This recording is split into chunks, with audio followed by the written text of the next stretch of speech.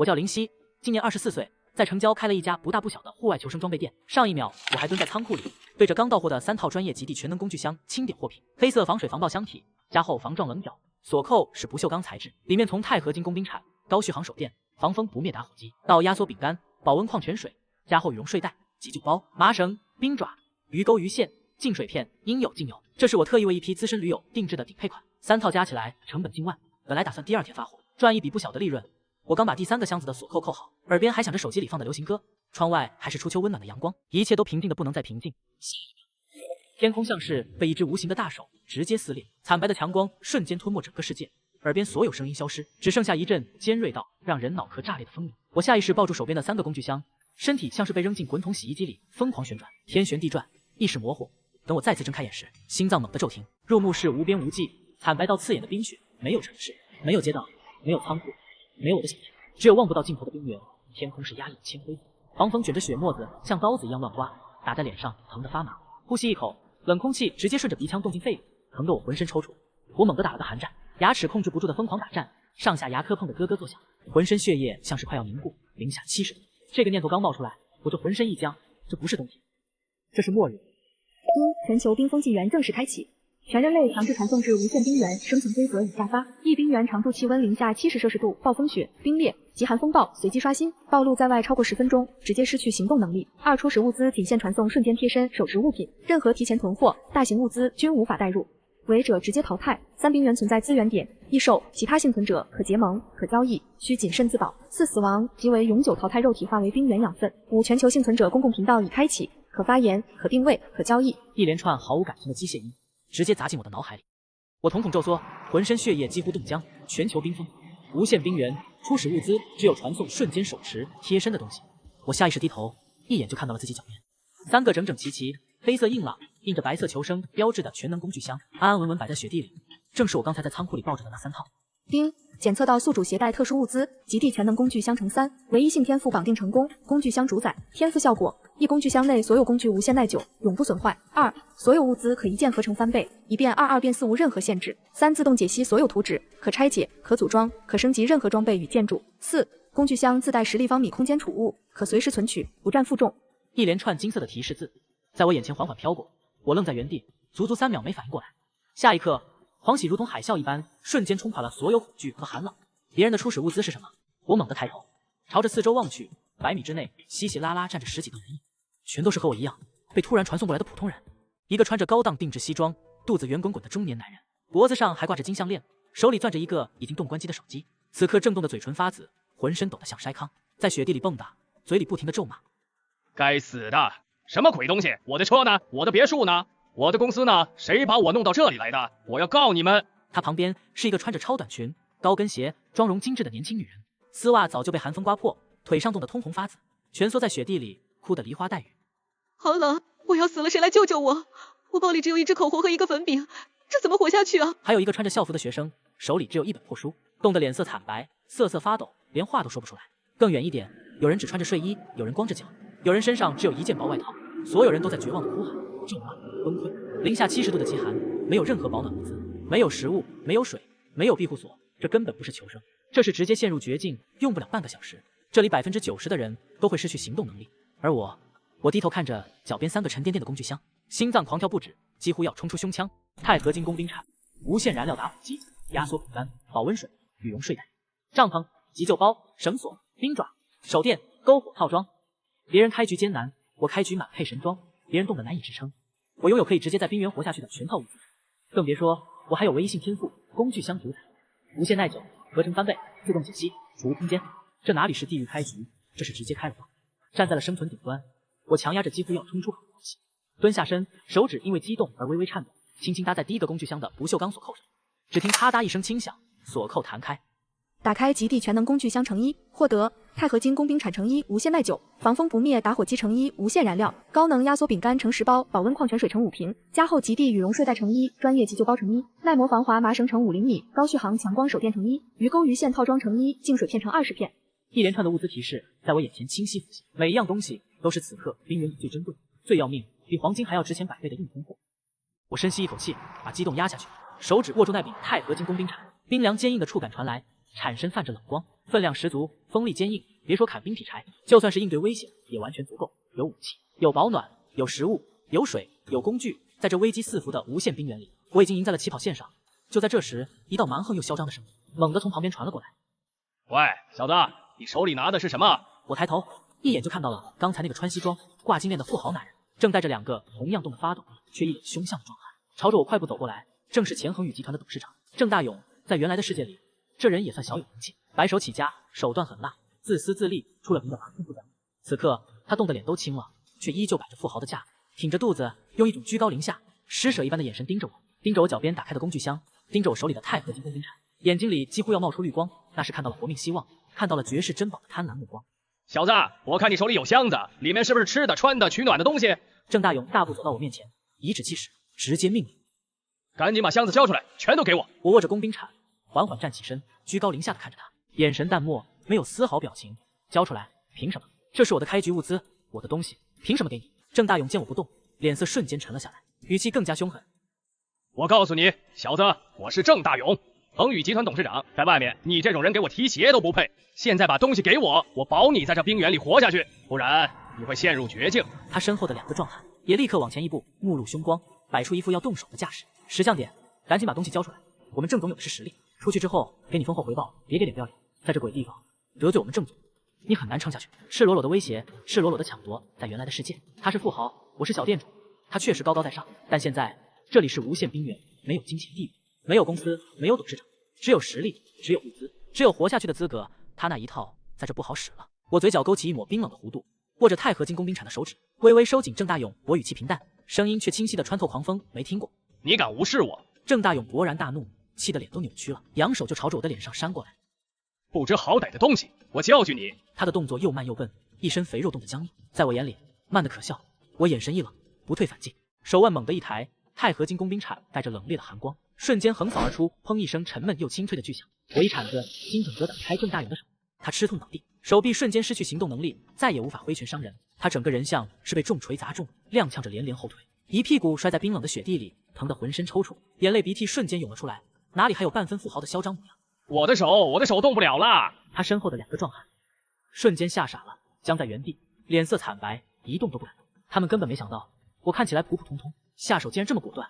我握着工兵铲，一步步朝着郑大勇走去，铲身横在他身前，形成威慑冰冷的气势，毫不掩饰的散开。郑大勇浑身一颤，吓得魂飞魄散，看着我冰冷的眼神，瞬间从富豪的傲慢里清醒过来。他终于明白，这里不是他的商业帝国，我也不是他可以随意打骂的下属。在这冰原里，我手里的铲子比他所有的财富都管用。别对我动手！郑大勇吓得浑身发抖，再也没有半分蛮横，眼泪鼻涕呼了一脸，对着我拼命磕头。我错了，我真的错了，我不该抢你的东西，求求你放过我，我给你补偿。钱我轻笑一声，语气里满是嘲讽，低头看着他，在这冰原里，钱有什么用？能取暖还是能吃？郑大勇脸色惨白，一句话都说不出来。是啊，钱在这里就是一堆废纸，连一片破布都不如。我踩着雪地，一步步逼近，工兵铲横在他身前，只要他再敢上前，我会立刻将他彻底制服。四周那些冻得瑟瑟发抖的幸存者全都看呆了，一个个瞪大了眼睛，满脸惊恐地望着我，望着我手里的工兵铲，望着脚边3个装满物资的工具箱，眼神里充满了敬畏、恐惧，还有浓浓的羡慕。没有人敢上前帮忙，没有人敢多说一句话。在这生死关头，所有人都只想保全自己，谁也不想惹上麻烦。我盯着郑大勇吓得扭曲的脸，语气淡漠，一字一句清晰地传入他耳中。记住，在无限冰原，没有人在乎你以前是谁，没有富豪，没有穷人，没有董事长，没有打工的，只有强者和需要自保的人。你想抢我的东西，就要承担相应的后果。每一个字都像一把冰刀扎进郑大勇的心里，他吓得浑身剧烈颤抖，他在雪地里拼命磕头，额头都磕出了血。我不敢了，我再也不敢了，求求你饶了我，我给你当牛做马，我什么都听你的。我冷漠地看着他，没有丝毫怜悯。当初他伸手抢东西，扬手打我的时候，可没有想过今天人性就是这么丑恶，顺我者安，逆我者贱，这就是冰原的规矩。我缓缓收回工兵铲，没有对他动手，不是心软，而是不想在这里引发冲突。他若不知悔改，在这冰原上不守规矩，自然会为自己的行为付出代价。滚！我吐出一个字，声音冰冷，没有一丝温度。郑大勇如蒙大赦，连滚带爬，带着2个吓傻的壮汉，连受伤的手都顾不上，疯了一般朝着远处跑去，一刻不敢停留，生怕我反悔。看着他们狼狈逃窜的背影，我嘴角的冷笑缓缓收敛。这只是开始，在这危机四伏的无限冰原里，弱肉强食是生存法则。今天我放过他，明天就会有更多人想来抢我的东西，想破坏我的生存机会。我必须更强。我转身，不再看那些惊恐注视着我的幸存者，低头再次打开第二个工具箱。打开极地全能工具箱乘2，获得精铁斧头乘1，无限耐久，防风篝火套装乘1，加厚极地羽绒大衣乘1，防滑冰爪乘1双，兽骨匕首乘1，单人加厚帐篷乘1，风干肉干乘10包，固体燃料块乘20块，冰钻乘1。更多的生存物资出现在眼前，羽绒大衣、篝火、冰爪、帐篷，有了这些，我不仅可以彻底抵御极寒，还能搭建稳定的营地，在冰原上自由行走，甚至可以破冰捕鱼，获取稳定食物。我立刻拿起那件加厚极地羽绒大衣，迅速套在身上，柔软又厚实的羽绒瞬间包裹住全身，隔绝了所有刺骨的寒风，温暖从四肢百骸涌上来。刚才冻得僵硬的身体瞬间恢复了知觉，舒服的让人想叹息。我再把防滑冰爪绑在鞋底，踩在光滑的冰面上，稳如泰山，再也不用担心滑倒。拿起防风篝火套装，我随便找了一处背风的冰面空地，用钛合金工兵铲几下，清理出一片平地。拿出固体燃料块，用无限燃料打火机一点，呼，橘黄色的火焰瞬间燃起，稳稳地燃烧着。狂风刮过，纹丝不动，温暖的热浪散开，将零下70度的酷寒硬生生逼退出去。在这无边无际、惨白冰冷的冰原上，这一团小小的篝火，就是希望，就是生命，就是活下去的底气。我坐在篝火边，拿出一包压缩饼干，拧开一瓶保温矿泉水，慢慢吃了起来。饼干饱腹，水温暖喉，篝火烤着身体，身上穿着厚厚的羽绒大衣，脚下是冰爪，手边是锋利的工兵铲和斧头，身后是3个装满无限物资的工具箱。这一刻，安全感爆棚。而四周那些依旧冻得瑟瑟发抖、绝望哭喊的幸存者，看着我这边的篝火，看着我吃着食物、穿着厚大衣的安逸模样，眼睛都红了，嫉妒、羡慕、贪婪、渴望，各种目光死死地盯着我，却没有一个人敢再上前一步。刚才我果断制服郑大勇的样子，已经深深刻在了他们心里，谁也不想成为下一个被制止的人。就在这时，我脑海里响起一阵提示，同时眼前弹出一个半透明的蓝色光幕。全球幸存者公共频道10086号，救命！我快冻僵了，谁有保暖的东西？我用物品换。3721号，有没有人有水？我渴得难受，一口水就行。5868号，刚才我看到一个人，开局有3个大箱子，有篝火，有吃的，有大衣，太羡慕了。7451号，我也看到了，就在东边区域，那个人果断制止了挑衅的富豪，太厉害了。9633号，大佬，求收留，我什么都能做，洗衣做饭都行，只求一口吃的。4290号，跪求大佬位置，我愿意当小弟，认真做事。公共频道里瞬间炸开了锅。所有人都在议论我，都在疯狂寻找我，都想抱我的大腿，羡慕、崇拜、敬畏、请求，各种言论刷屏不止。我看着光幕上密密麻麻的消息，面无表情，手指一动，直接关闭了公共频道。吵，而且毫无意义。在这冰原里，靠别人不如靠自己。我的工具箱，我的物资，我的天赋只属于我自己。谁来抢，谁来求，谁来道德绑架都没用。我站起身，握着钛合金工兵铲，篝火在身后熊熊燃烧，温暖明亮。放眼望去，无边无际的冰原延伸到天际。狂风呼啸，暴雪纷飞，危机四伏，但我没有丝毫恐惧，只有兴奋，只有战意。全球冰封，无限冰原，极寒求生，人性复杂。来吧，我灵犀，开局3个工具箱，拥有唯一性天赋。这冰原，我活定了，不仅要活，还要活得最好。要建立最强大的基地，要拥有最顶级的装备，要成为这无限冰原的强者。至于那些想来抢东西、想使坏的人，我手里的铲子会好好招待他们。我低头看向第3个还没有打开的工具箱。眸子里闪过一丝灼热的光芒，里面又会藏着什么样的神装？我伸手缓缓搭在了最后一个工具箱的锁扣上。冰原的风更烈了，而我的求生之路才刚刚开始。篝火在冰原上稳稳燃烧，橘黄色的火光撕开黑暗，将肆虐的寒风都逼退数尺。我坐在火堆旁，指尖摩擦着钛合金工兵铲冰冷的铲身，目光平静地扫过四周。100米开外，10几道瑟瑟发抖的身影依旧蜷缩在雪地里，绝望的哭泣和咒骂声被狂风撕碎，断断续续飘过来。有人冻得嘴唇发黑，皮肤开始出现诡异的灰白色。那是极寒冻伤的前兆，再撑不过半个时辰，必定会陷入危险。有人盯着我这边的篝火和物资，眼神贪婪又恐惧，双脚像灌了铅一样不敢上前半步。刚才制服挑衅者的画面，已经成了他们挥之不去的阴影。我懒得理会这群人，在末日里，谨慎自保才是生存之道。盲目心软会给自己带来危险。我低头，将目光落在脚边第3个未打开的工具箱上。前2个箱子已经开出了足以在冰原立足的神装，武器、保暖、食物、水、工具一应俱全。这最后一个箱子必定藏着更关键的东西。我深吸一口气，伸手扣住锁扣，轻轻一掰，咔嗒，打开极地全能工具箱乘3，获得全自动取暖器乘1，插燃料即可使用，高强度复合弓乘1，无限箭矢，防爆保暖手套乘1双，应急信号棒乘10，高级急救药乘5瓶，极地防滑靴乘1双，狩猎陷阱图纸乘1，万能胶水乘1瓶，浓缩营养液乘10支，小型工具钳乘1把。一连串金色提示弹出，我瞳孔微微一缩，心脏再次狠狠一跳。全自动取暖器，无限箭矢复合弓，狩猎陷阱图纸。这哪里是工具箱，这简直是移动基地加战斗装备库。全自动取暖器往营地一放，哪怕外面零下70度，帐篷里也能保持20度以上的恒温，彻底告别寒冷威胁。复合弓搭配无限箭矢，让我拥有了远程攻击能力，不管是对付冰原异兽，还是抢夺者，都能做到安全震慑。狩猎陷阱图纸更是解决了后续食物和防御的大问题，只要布置好陷阱，不用动手就能坐等收获，也能防范敌人偷袭。3件东西直接把我的生存、战斗、防御能力拉到了一个很高的程度。我迅速将取暖器、复合弓、陷阱图纸收进工具箱的储物空间，其他物资也一一归类摆放。3个箱子的所有物品在10立方米的储物空间里整整齐齐，取用方便，还不占任何负重。天赋：工具箱主宰已自动整理所有物资，可一键取出、合成、拆解、升级。系统提示音淡淡响起，我尝试在心中默念合成。下一秒，眼前弹出合成面板，检测到压缩饼干乘10包，是否消耗2包？合成高热量营养饼干乘1包。检测到固体燃料块乘20块，是否消耗5块？合成高能燃料块乘1块。检测到麻绳乘50米，是否消耗10米？合成加固绳索乘5米。无限合成，无冷却，无限制。我心中狂喜，却依旧保持冷静。现在物资充足，暂时不需要合成，留着原品更实用。当务之急是搭建永久营地，熬过即将到来的极端天气。刚才系统已经隐隐提示，暴风雪会随机刷新。以现在的天气状况来看，一场毁灭性的暴风雪恐怕用不了多久就会降临。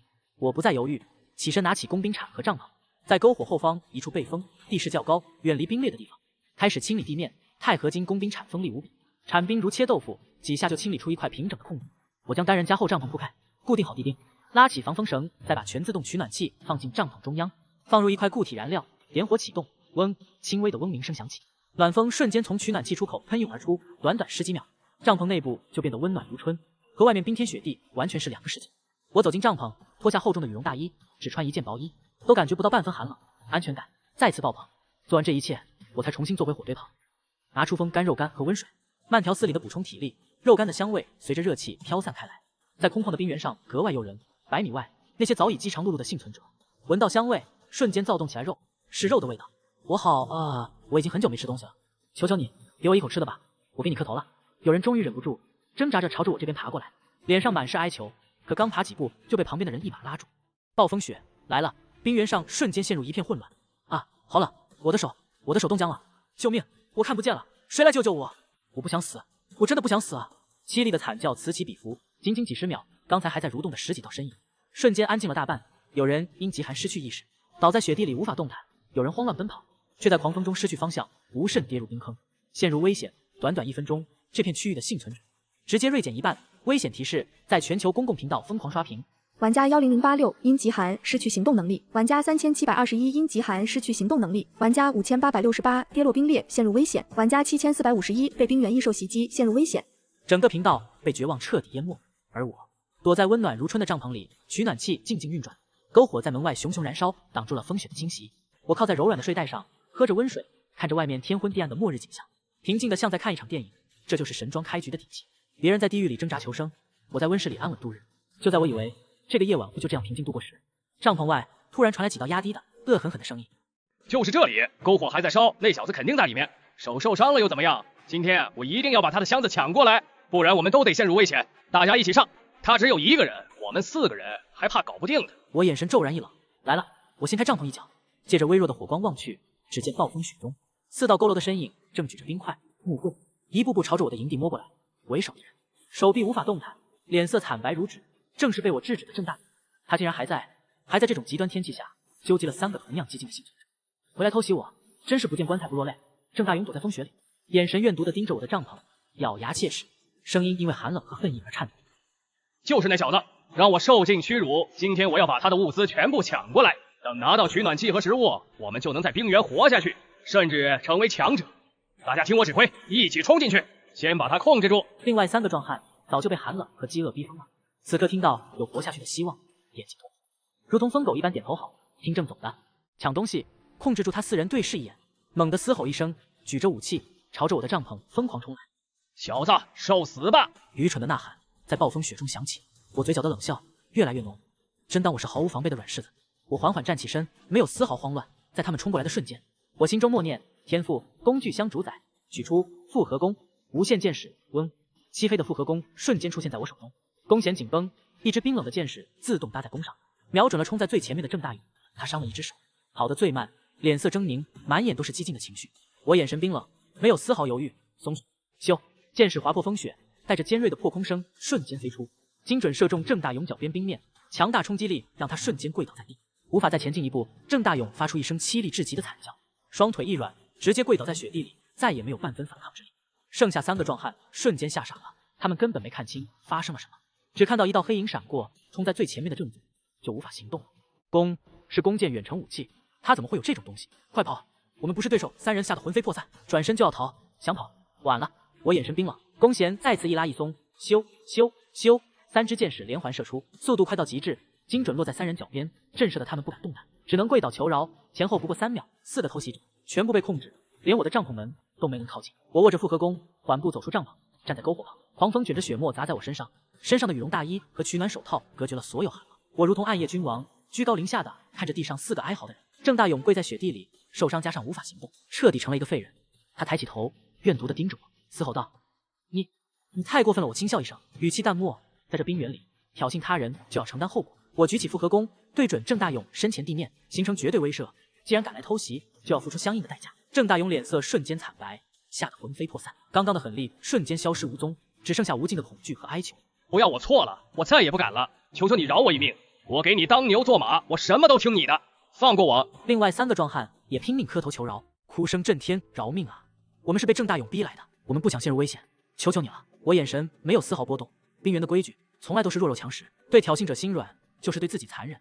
我手指微微用力，准备再次震慑。就在这时，风雪中一道微弱的颤抖的女声突然响起：“等一下，求求你别为难他们。”我眉头一皱，转头望去，只见暴风雪中一个穿着单薄校服、浑身冻得发紫、瑟瑟发抖的女学生正艰难地朝着这边走来，脸上满是哀求。是刚才那群幸存者里唯一一个没有恶意、一直缩在角落的女孩。她走到我面前，扑通一声跪倒在雪地里，冻得牙齿打颤，却依旧鼓起勇气说道：“我叫苏晓，他们虽然做错了，但能不能别为难他们？”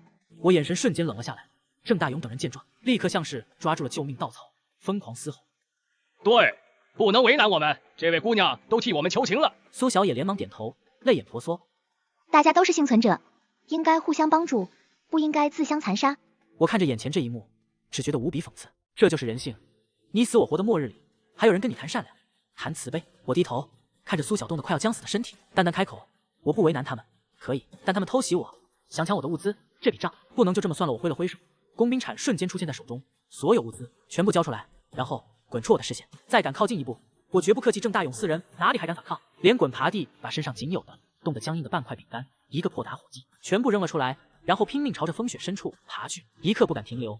他们没有足够的生存物资，在暴风雪中继续前行，将会陷入极大的生存危机。我懒得再看，转头看向依旧跪在雪地里的苏小，她浑身冻得快要失去意识，却依旧看着我，眼神干净，没有丝毫恶意和贪婪，和那些贪婪恶毒的人完全不同。我沉默片刻，对着工具箱主宰默念，取出压缩饼干盛1包，保温水盛1瓶。我将食物和水扔到他面前，拿着，离开这里，找个地方躲起来，下次再敢替挑衅者求情，陷入危险的人就是你。苏小愣在原地，看着面前的食物和水，眼泪瞬间涌了出来，对着我不停磕头：“谢谢你。”我没有再理他，转身走回帐篷，拉上拉链，篝火依旧熊熊燃烧，取暖器吹出温暖的风，帐篷里温暖安全。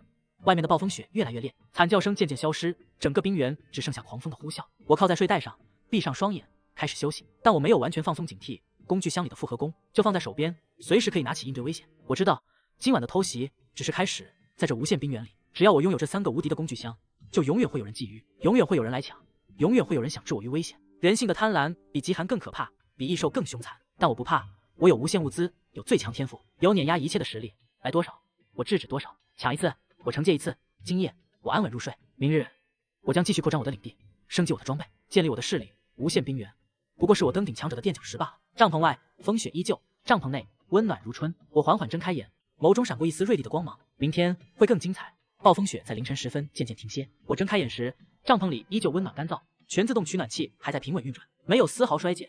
睡在加厚羽绒睡袋里，一夜无梦，浑身轻松，完全没有冰原求生的狼狈与疲惫。拉开帐篷拉链，外面已是清晨，铅灰色的天空微微发亮，狂风收敛了戾气，只剩下轻柔的雪沫飘落，气温回升到了零下70摄氏度。虽然依旧苦寒，却已经不再致命。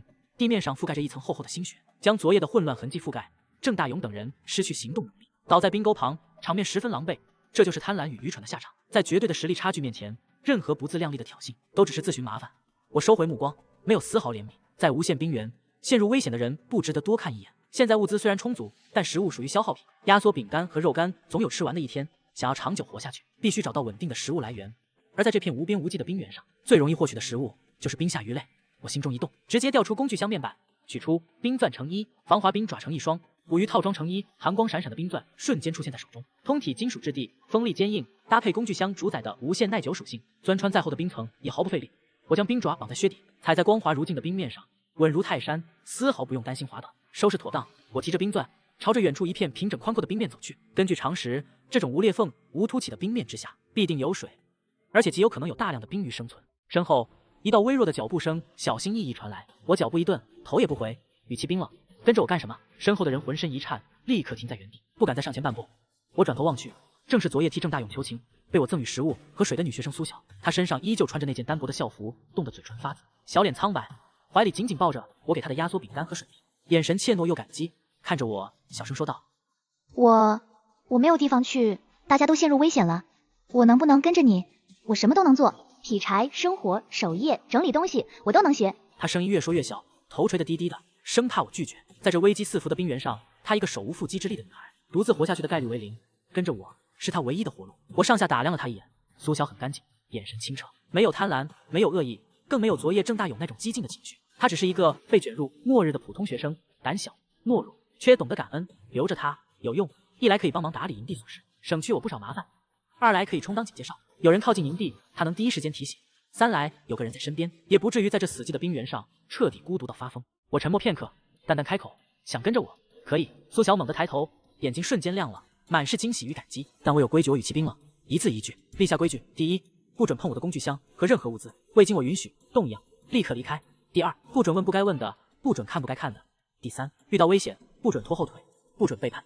3条，违反任何一条，我直接把你请出营地。听懂了，冰冷的态度毫不掩饰。苏晓吓得浑身一颤，连忙用力点头，眼泪都快出来了，却依旧坚定地说道：“我听懂了，我一定听话，绝不背叛，绝不乱动东西。你让我做什么，我就做什么。”跟上！我不再多言，转身继续朝着冰面深处走去。苏晓连忙小跑着跟上来，小心翼翼地保持着3步距离，不敢靠近，也不敢远离，乖巧的像一只受惊的小兔子。很快，我们来到一片宽阔平坦的冰面中央。我放下冰钻，蹲下身，找准位置，双手握住冰钻把手，用力向下一压，锋利的钻头瞬间刺入坚硬的冰层，冰屑四溅，无限耐久的冰钻威力惊人，如同切豆腐一般，轻松穿透厚厚的冰层，根本不需要费多大力气。短短半分钟，扑通一声轻响，冰钻彻底钻穿，冰层下方冰冷的湖水瞬间涌上来，形成一个直径半米的圆洞，清澈的冰水冒着寒气，水下隐约能看到黑影游动，有鱼。我嘴角微微一扬，立刻拿出鱼钩鱼线，挂上一点肉干碎屑，轻轻放入冰洞之中。几乎是鱼钩入水的瞬间，水下猛地一沉，有鱼上钩了。我手腕轻轻一抬，猛地一拉，哗啦，一条巴掌大小、通体银白、肉质肥厚的冰鱼被直接拉出水面，在冰面上疯狂蹦跳。捕获冰原白鳞鱼成衣，可食用，无毒素，营养价值高。系统提示音响起，我动作不停，再次下钩，哗啦哗啦哗啦，接连3钩，条条中鱼。短短1分钟，6条肥硕的冰鱼被我钓上岸，在冰面上冻得僵硬，食物彻底自由了。苏晓站在一旁，看得目瞪口呆，眼睛瞪得溜圆，满脸不可思议。他从来没想过，在这寸草不生、酷寒无比的冰原上，竟然还能这样轻松捕鱼，而且一钓一个准。这哪里是求生，这简直是安稳生活。我看着冰面上的6条鱼，满意地点点头。有了冰钻和捕鱼套装，以后食物再也不用愁了，想吃多少钓多少，吃不完还能晒成鱼干储存，永远不会断粮。我随手拿起2条鱼扔给苏晓，拿着回去处理干净，好了吃。苏晓慌忙接住，双手捧着冰凉的鱼，激动得浑身发抖，眼泪瞬间涌了出来。这是他进入冰原以来第一次吃到真正的食物，第一次有活下去的希望。谢谢你。他哽咽着，不停对我鞠躬。我一定会好好干活，绝不辜负你。我没说话，转身将剩下的鱼收进储物空间，提着冰钻，带着苏晓返回营地。一路无话。回到营地时，篝火已经重新燃起，温暖明亮。苏晓十分乖巧，立刻拿着鱼蹲在篝火旁，小心翼翼地刮鳞、去内脏、清洗干净，然后用树枝串起来，放在火上慢慢烘烤。很快，浓郁的烤鱼香味飘散开来，勾得人食指大动。我坐在篝火旁，闭目养神，同时警惕地观察着四周。就在这时，一阵轻微的脚步声从远处的雪堆后传来，我眼睛猛地一睁，寒光闪过，有人，而且不止一个。我瞬间握住手边的钛合金工兵铲，浑身进入战斗状态。苏晓也吓得停下手中的动作，缩到我身后，瑟瑟发抖。只见3道人影从雪堆后缓缓走了出来，小心翼翼，满脸堆笑，看上去没有恶意。为首的是一个20岁左右的年轻男生，穿着干净的卫衣牛仔裤，戴着眼镜，看上去文质彬彬，一脸温和善良，对着我拱手，语气恭敬：“这位大哥，您好，我们观察您很久了，您实力强大，物资充足，还心地善良，愿意帮助这位姑娘。我们也是幸存者，实在走投无路了，能不能求您收留我们？我们什么都能做，绝不会给您添麻烦。”他身后跟着一男一女，同样满脸哀求，眼神看似真诚，却隐隐透着一丝不易察觉的贪婪。我目光平静地扫过三人，为首的眼镜男叫林浩。公共频道上偶尔见过他发言，一直以善良、正义、乐于助人自居，是个典型的伪善者。这种人比明着抢的恶人更危险，更卑鄙。明着坏尚且有迹可循，伪善的阴坏防不胜防。我没有立刻答应，也没有立刻拒绝，只是淡淡看着他。你们有什么用？林浩连忙上前一步，笑容更加温和。大哥，我是大学生，懂知识，会算账，能规划物资，还能修理东西。我这两个朋友力气大，能劈柴、挖地、搭建营地，我们绝对能帮上你大忙。他说的天花乱坠，一脸诚恳。苏晓在我身后小声说道：林夕大哥他们看起来不像坏人，要不就让他们留下吧，人多也安全一点。单纯的女孩总是轻易相信别人，我心中冷笑。安全，留下这3个定时炸弹才是最不安全的。但我转念一想，留下他们也不是不行，正好可以看看这伪善的面具下藏着多么肮脏的心。而且多3个人就能多3份劳动力，营地扩建、防御工事、物资收集都能更快完成。至于背叛，我有3个无敌工具箱，有无限装备，有碾压一切的实力。别说3个普通人，就算来30个，我也能轻松制止。敢背叛，直接惩戒便是。我沉默片刻，淡淡开口：想留下可以，规矩和他一样，不准碰我的物资，不准背叛，不准拖后腿，违反一条请出营地。林浩脸上瞬间露出狂喜的表情，连忙对着我深深鞠躬。谢谢大哥，谢谢大哥，我们一定遵守规矩，绝不敢有半分违背。他身后的2人也连忙道谢，满脸感激。就这样，3个新成员加入了我。一开始，林浩3人表现得无比乖巧，劈柴、生火、清理营地、修补帐篷，抢着干活，嘴巴又甜，一口一个林夕大哥，看上去忠心耿耿，任劳任怨。苏醒单纯，真的以为遇到了好人，对他们十分信任，甚至会把自己的烤鱼分给他们吃。我冷眼旁观，一言不发。伪善的人装得再像，也总有露馅的一天。果然，傍晚时分，我故意假装闭目养神，实则用余光死死盯着营地。趁着所有人都在忙碌，苏晓在烤鱼，另外2人在劈柴，林浩装作整理篝火旁的杂物，眼神鬼鬼祟祟，不断瞟向我放在帐篷门口的工具箱。他的目光死死盯着我放在最外面的一包压缩饼干，喉咙不断滚动，眼神贪婪。确认我睡着后，他缓缓挪动脚步，一点点靠近压缩饼干，右手悄悄伸到背后，握紧了一块尖锐的冰棱。他一边假装咳嗽，一边四处张望，确认没人注意他。然后他猛地伸出手，一把抓住那包压缩饼干，飞快地塞进自己怀里，动作迅速，熟练至极。显然，这种偷鸡摸狗的事，他不是第一次做。偷完东西，他还装作若无其事的样子，拍了拍手上的灰尘，转身就要去帮忙劈柴，脸上依旧带着温和无害的笑容。可惜，他所做的一切都被我尽收眼底。我猛地睁开眼，眼神冰冷如刀。站住！我淡淡开口，声音不大，却如同惊雷在营地中炸响。林浩浑身一颤，脸色瞬间惨白如纸，僵在原地，一动不敢动，身体控制不住的发抖。所有人都停下手中的活，惊愕的看过来。苏晓一脸茫然。林夕大哥，怎么了？我没有回答，缓缓站起身，一步步朝着林浩走去。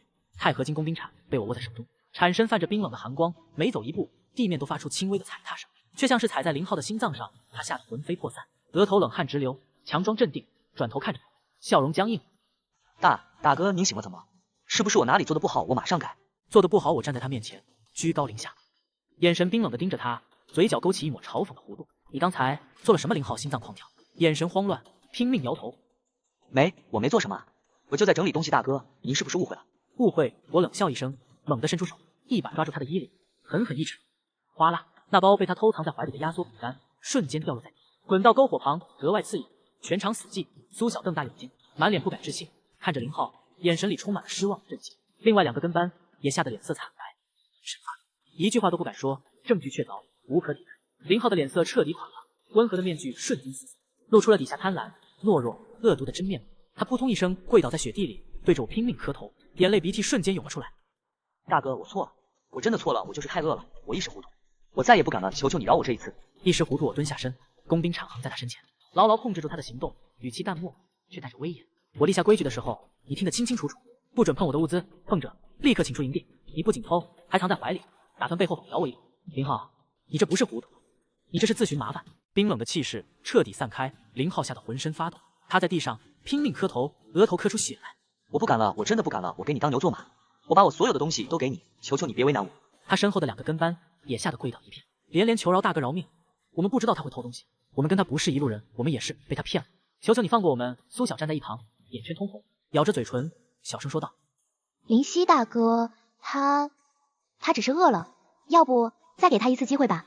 即便到了这时候，他依旧心存善意。我转头看了苏晓一眼，语气平静：苏晓，记住，善良要用对人，对别有用心的人心软，会给自己带来危险。我收回目光，重新看向林浩，机会这种伪善小人，给一次机会就会背叛10次，留着只会是祸患。我眼神一冷，举起工兵铲，准备将他彻底制服并驱逐出营地。0号吓得发出一声凄厉的尖叫，闭上双眼，等待惩戒。就在这时，远处冰原深处突然传来一声凄厉、尖锐、恐怖的兽吼，声音震彻天际，带着无尽的凶厉与冰冷，整个冰原都仿佛为之颤抖。警告！冰原异兽双狼已出现在附近区域，警告，数量3只，极度危险，建议立刻躲避。系统红色警告，疯狂刷屏，营地所有人脸色骤变。异兽来了！0号猛地睁开眼，眼中闪过一丝疯狂的恨意，趁着我分神的瞬间，猛地一把推开我，疯了一般朝着营地外跑去，一边跑一边嘶吼：“你不让我活，我也不让你好过！我把双狼引过来，大家一起陷入危险。”他竟然想引异兽，制造麻烦！我眼神气势爆涨，不知死活。我猛地抓起身边的复合弓，搭箭、拉弓、瞄准，一气呵成。咻！箭矢带着破空声瞬间飞出，精准射中0号脚边，震慑得他不敢再动，彻底失去抵抗力。引狼入室，最终自食恶果，解决了0号。我没有丝毫停留，转身对着苏小和另外2人厉声喝道：“立刻进帐篷，关好拉链，取暖器开到最大。”话音刚落，3道高大、健壮、浑身覆盖白色冰霜的狼形黑影已经踏着风雪朝着营地狂奔而来。双狼到了！一场激烈的应对正式拉开序幕。凄厉的狼嚎撕裂了冰原的宁静，腥风夹着血沫扑面而来。3只冰原异兽双狼，体型健壮，性情凶猛，踏着冰面狂奔而来，每一步都踩着积雪四溅。幽绿的狼眼在昏暗中泛着凶光，直奔我们的营地而来。它们体型比普通野狼大上1倍，皮毛坚硬如冰甲，爪牙锋利，光是扑面而来的凶厉气息，就足以让普通人吓得腿软瘫痪。冰原异兽双狼精英级，等级5级能力，冰甲防御，高速扑击，寒冰气息，危险程度极高。系统提示音疯狂在脑海中炸响。狼是双狼，完了，我们要陷入危险了，根本打不过啊！0号那2个跟班吓得魂飞魄散，双腿一软，直接瘫在雪地里，浑身抖得像筛糠，连爬进帐篷的力气都没有。刚才还抢着表忠心，此刻面对真正的危险，瞬间暴露了懦弱本性。苏小脸色惨白如纸，紧紧攥着衣角，吓得眼泪都在眼眶里打转，却依旧强撑着没有尖叫，咬着牙想要往我身边靠。即便害怕，他也没有选择独自逃跑，和那2个瘫软的人一比，高下立判。我眼神冰冷，没有丝毫慌乱，不过是3只5级精英异兽罢了。在我拥有3个工具箱、觉醒唯一性天赋工具箱主宰的面前，就算是双狼，也只是送经验、送材料的猎物。苏小，进帐篷，关好门！我厉声喝道，声音沉稳有力，瞬间压住了所有。那你……苏小担忧地看着我，我来解决。我语气平淡，却带着不容置疑的绝对自信。话音落下，我不再犹豫，直接在心中怒吼：天赋工具箱主宰，装备强化消耗麻绳乘10米，加固体燃料乘5块，加冰还碎片乘0。强化目标钛合金工兵铲。刹那间，我手中的钛合金工兵铲猛地爆发出一阵淡金色光芒，铲身变得更加厚重，更加锋利，刃口泛着刺破眼球的寒光。原本银灰色的铲面，此刻覆盖上一层淡淡的冰蓝色，自带破甲与破冰效果。强化成功。钛合金工兵铲冰焰破甲铲属性：无限耐久加破甲加破冰加火焰灼伤，对异兽造成额外150%伤害。一股狂暴的力量顺着手臂涌入全身，我握紧强化后的神铲，手臂肌肉紧绷，一股睥睨天下的气势骤然爆发。3只双狼已经冲到营地10米开外，为首的头狼仰天长嚎，后腿猛地一蹬，带着腥风凌空扑杀而来。锋利的狼爪直取我的头颅，速度快如闪电。周围那2个跟班吓得直接闭上双眼，发出绝望的呜咽，仿佛已经看到我被扑倒的场面。苏小在帐篷里捂住嘴，眼泪终于掉了下来。就在这千钧一发之际，我眼神一厉，不退反击，脚下冰爪死死咬住冰面，身体猛地侧身，险之又险避开头狼的扑击。双狼庞大的身躯擦着我的肩膀砸落，重重摔在雪地里，砸起一片雪雾。不等他起身，我跨步上前，双手紧握冰焰破甲铲，高举过头顶，全身力量灌注于手臂，带着开山裂石之势，狠狠劈下。轰！寒光一闪，头狼吃痛倒地，冰甲碎裂，瞬间失去反抗能力。强化后的神铲威力恐怖到极致，直接破开双狼坚硬的冰甲，狠狠劈在他的背脊之上。头狼发出一声凄厉至极的惨嚎，庞大的身躯直接被我一铲子劈得趴在地上，冰甲碎裂，再也无法挣扎，紧紧一铲，5级精英双狼直接被制服。我眼神冰冷，没有丝毫留情，铲身一拍，彻底压制住双狼，制服全程不过3秒。击杀双狼乘1，获得双狼皮毛乘1，双狼利齿乘2，冰原兽骨乘3，异兽精华乘1。帐篷里的苏小瞪大了眼睛，满脸不敢置信，忘记了哭泣。地上瘫着的2个跟班更是呆若木鸡，嘴巴张得能塞进鸡蛋，眼神里充满了极致的恐惧与崇拜。这还是人吗？一铲子制服5级双狼，剩下2只双狼见状，幽绿的狼眼中闪过一丝人性的畏惧，脚步下意识后退，不敢再轻易扑上来。他们能感受到眼前这个人类拥有碾压他们的恐怖力量，现在知道怕了我握着冰焰破甲铲，一步步朝着2只双狼逼近，靴踩在积雪上，发出咯吱的轻响，每一步都像踩在双狼的心脏上。晚了，既然敢闯我的营地，就要做好被制服的准备。我猛地加速，身形如箭，直冲左侧那只双狼。那双狼吓得魂飞魄散，转身就要逃跑。想跑？问过我手里的铲子了吗？我冷笑一声，手腕猛地一甩，咻！冰焰破甲铲带着寒光，脱手飞旋而出，如同旋转的武器，在空中划出一道致命弧线，精准拍在双狼后腿处。他吃痛倒地，无法逃跑。我快步上前，捡起神铲，一铲拍下，直接送他归西。击杀双狼乘2获得双狼皮毛乘1，双狼利齿乘2，冰原兽骨乘3，异兽精华乘1。转眼之间，3只双狼已经被制服2只，最后那只双狼彻底崩溃，再也没有半分异兽的凶力，夹着尾巴发出呜呜的哀求声，转身就朝着冰原深处疯狂逃窜。好，你跑得了吗？我眼神冰冷，直接从储物空间里取出复合弓，无限箭矢自动上弦。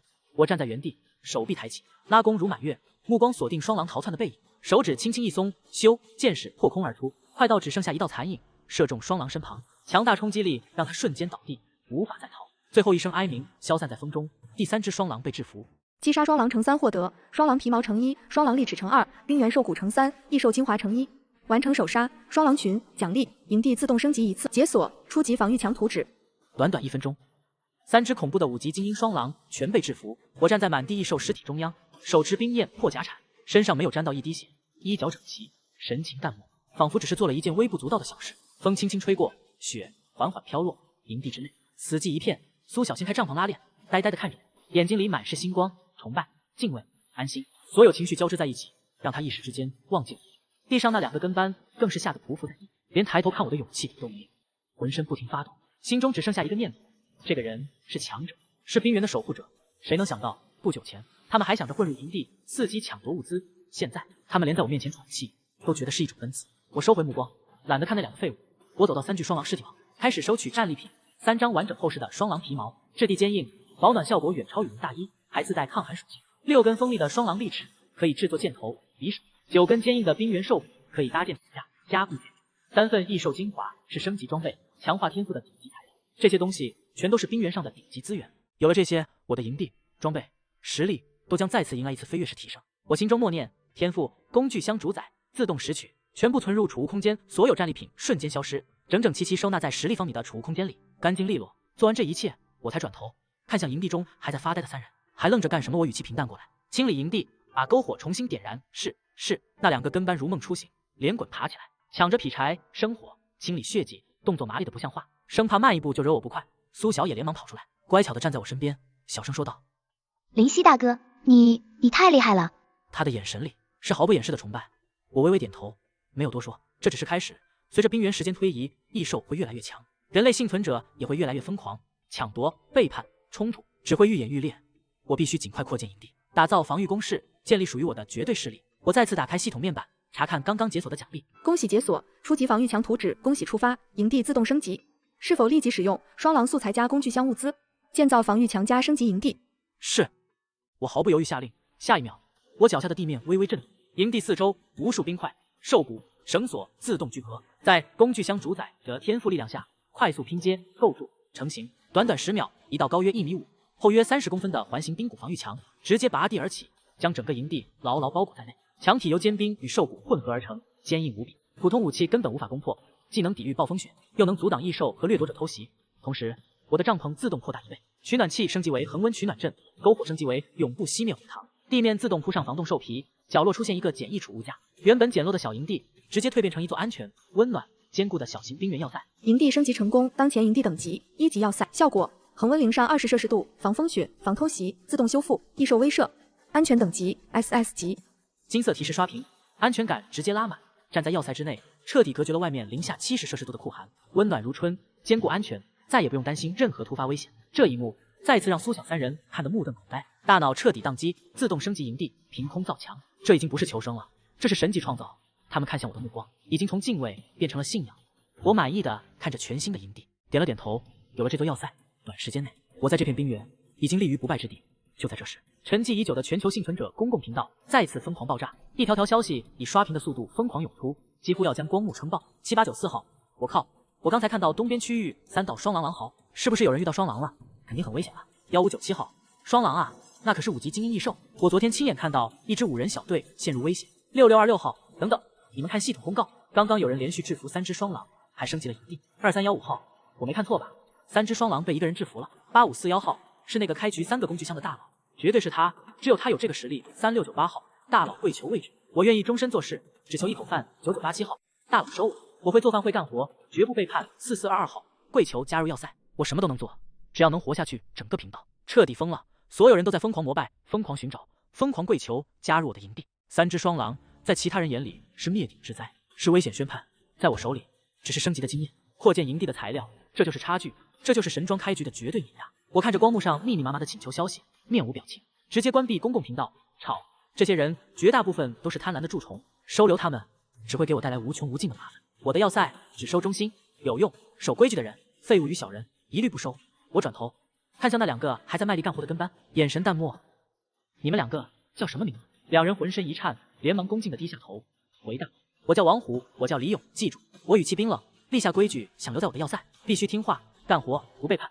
今天双狼来袭，你们下的瘫软，本应驱逐，但我给你们一次机会，从今天起负责警戒、劈柴、搭建工事，敢有2星，下场和0号一样。王虎和李勇吓得连连磕头，不敢，我们绝对不敢，誓死效忠大佬，绝无2星。他们是真的怕了，怕我的实力，怕我的狠辣，更怕被扔出要塞，陷入极寒危险。我微微点头，目光落在苏小身上，语气缓和了几分。苏小，你负责打理内务、做饭、整理物资，记住，不准碰我的工具箱。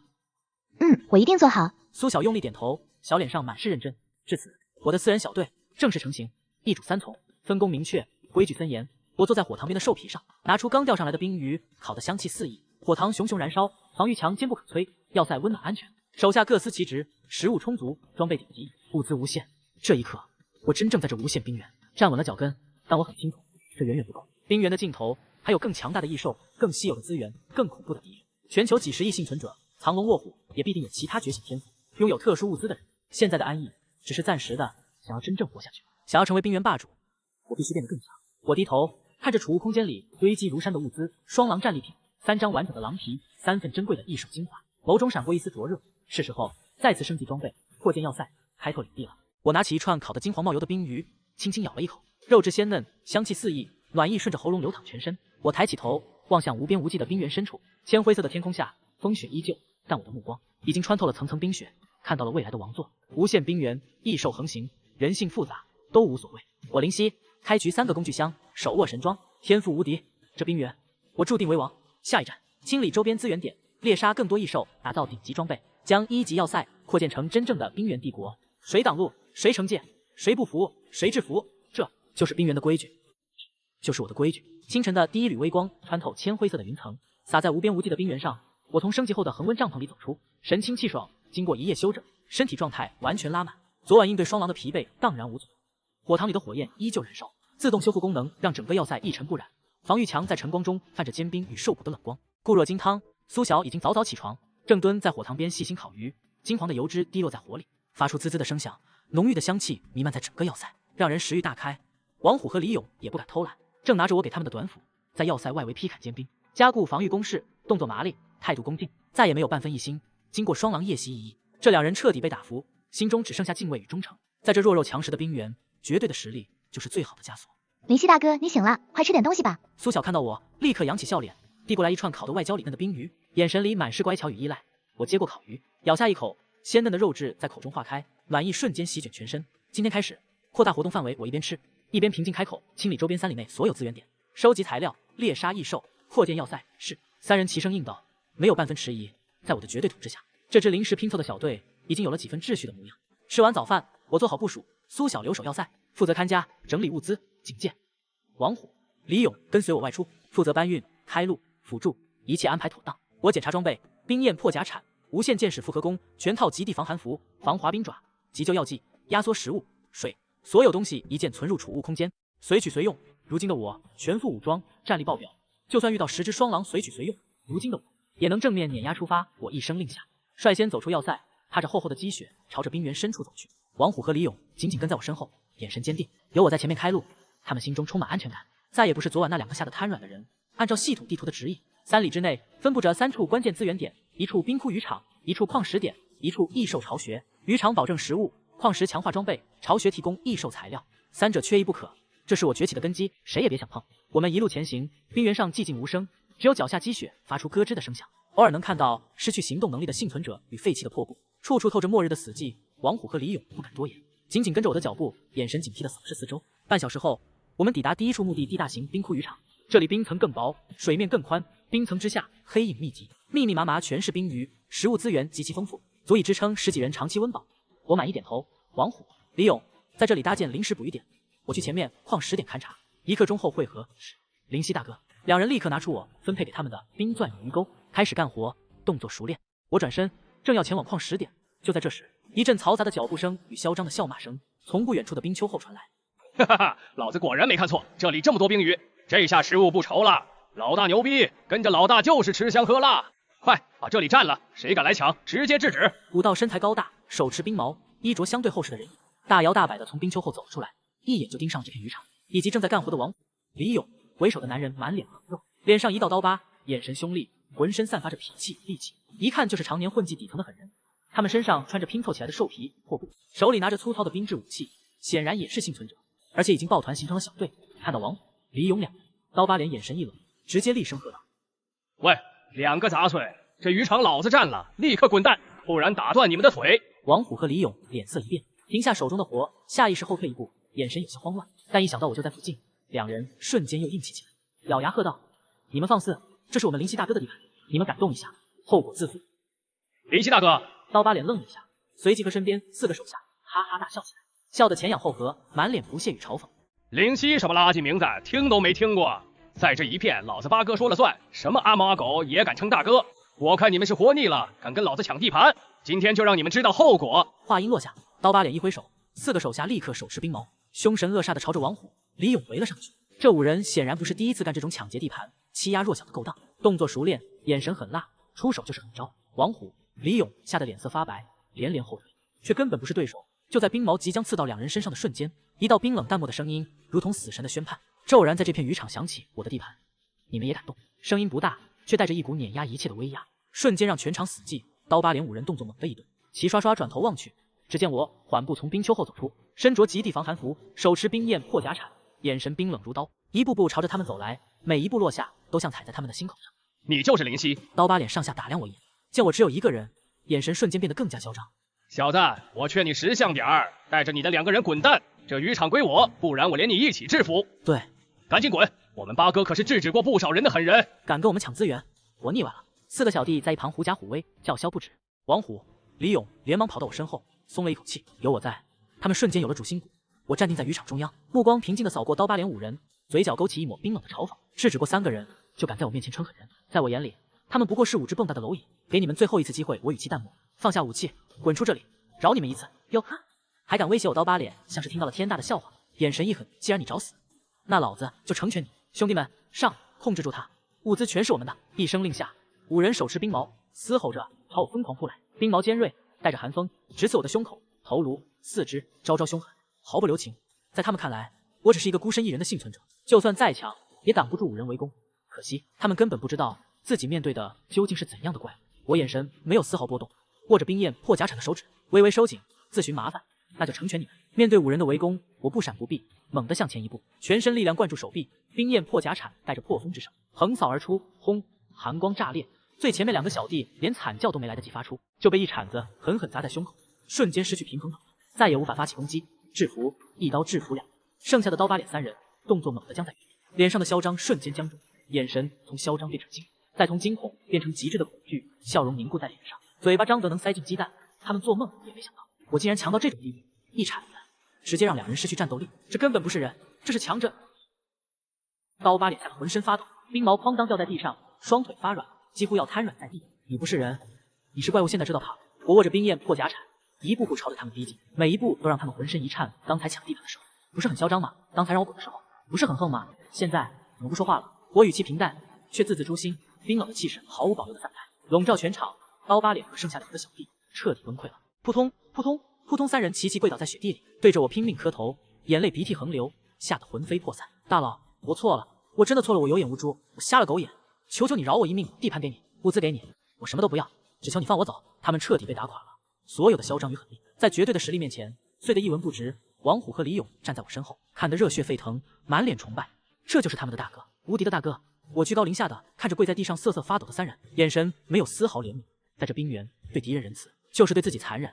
他们敢抢我的地盘，敢动我的人，就必须付出相应的代价。我举起冰焰破甲铲，准备将他们全部驱逐出这片区域。大佬，别杀我，我知道一个秘密刀疤脸猛地尖叫，我知道一个大型宝箱的位置，里面有顶级物资，我带你去。我用秘密换命大型宝箱，我动作一顿，眼神微冷，在无限冰原，系统会随机刷新宝箱，里面确实会开出稀有图纸、高级装备、特殊物资，是极其珍贵的资源，但这不是他活命的理由。我淡淡开口，说完这个秘密，你照样会被驱逐。刀疤脸脸色惨白，绝望到了极致。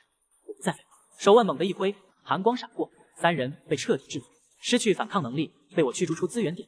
前后不过10秒，前来抢地盘的5人小队全被制服，击杀掠夺者成，获得粗糙冰毛乘5，兽皮碎块乘12，劣质干粮乘7，系统积分乘100，触发区域霸权，清理本地掠夺者，解锁矿石点，优先开采区。系统提示音缓缓响起，我收起冰焰破甲铲，看都没看地上的5人一眼，垃圾，不值得多看。王虎、李勇，清理物资，继续哺育我，淡淡下令。是。林夕大哥2人激动的声音都在颤抖，立刻干劲十足的行动起来。我则转身朝着矿石点走去。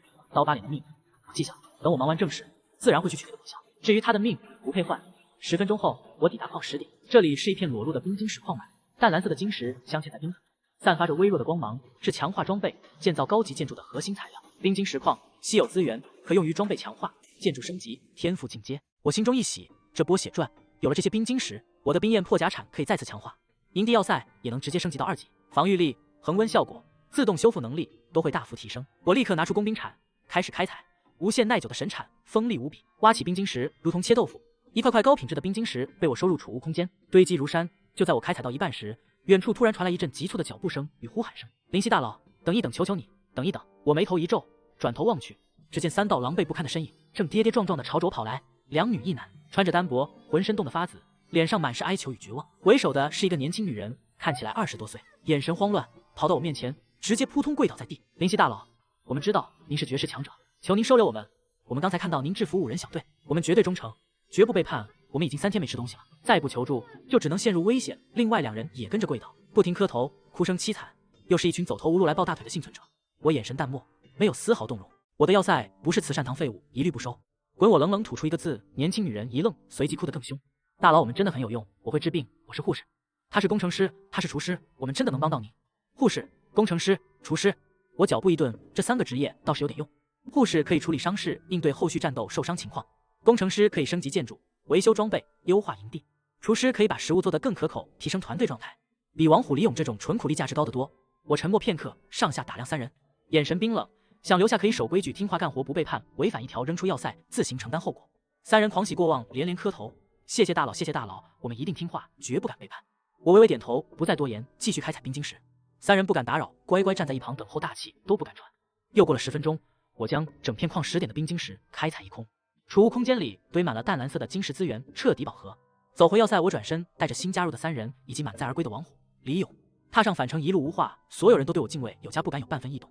回到要塞时，苏晓已经焦急地等候在门口，看到我们平安回来，还多了3个人，顿时松了一口气，连忙迎上来。林夕大哥，你们回来了，没事吧？没事，我淡淡点头。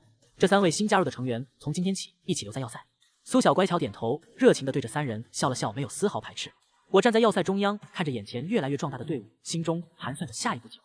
目前团队：林夕首领战力天花板，苏晓内务后勤，王虎、李勇苦力警戒，张兰护士，周凯工程师，陈雪厨师。7人小队分工明确，职能齐全，已经初具势力规模。物资方面，食物无限，水源充足，保暖顶级，武器神装，冰晶石堆积如山，异兽材料无数。营地1级恒温要塞，防御坚固，安全无忧。一切都在朝着最好的方向发展，但我很清楚，这还远远不够。刀疤脸口中的大型宝箱必须尽快找到，周边的异兽巢穴必须清理更远的区域，还有更多资源、更多敌人、更多机遇。我必须尽快强化装备，升级要塞，打造一支真正无敌的冰原势力。我不再犹豫，直接开口下令。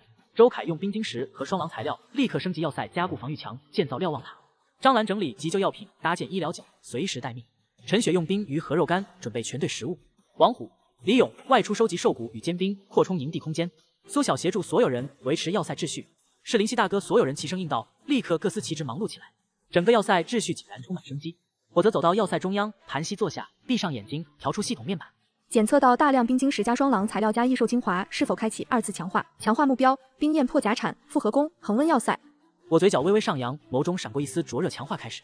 这一次，我要直接把装备和营地推到当前阶段的天花板，让所有给予我物资、地盘、资源的敌人彻底绝望，让整个冰原都记住我的名字。灵犀无限冰原的霸主从此刻正式崛起。营地之内，所有人都在各司其职，一片忙碌有序。工程师周凯拿着我给他的冰晶石、兽骨与坚冰，在防御墙边反复丈量，比划眼神里满是惊叹。他在原来的世界就是做建筑结构设计的，此刻一接触这些冰原特殊材料，立刻就明白了其中价值。林夕大哥，这些材料实在太顶级了。周凯忍不住开口，只要足够数量，我能把咱们这要塞直接改成一座小型堡垒。那就做我语气平淡，材料管够，我要的是绝对安全。明白。周凯立刻干劲十足的投入工作。护士张兰在角落整理急救包，把我从工具箱里拿出来的高级药剂、绷带、消毒水一一分类摆放，搭建出一个像模像样的医疗角。他看着那些在末日里堪称天价的药品，看向我的目光也越发敬畏。厨师陈雪则在火塘边大展身手，新鲜的冰鱼、风干肉干、浓缩营养液，在他手里变成香气扑鼻的鱼汤与烤肉串。原本单调的求生口粮瞬间有了烟火气。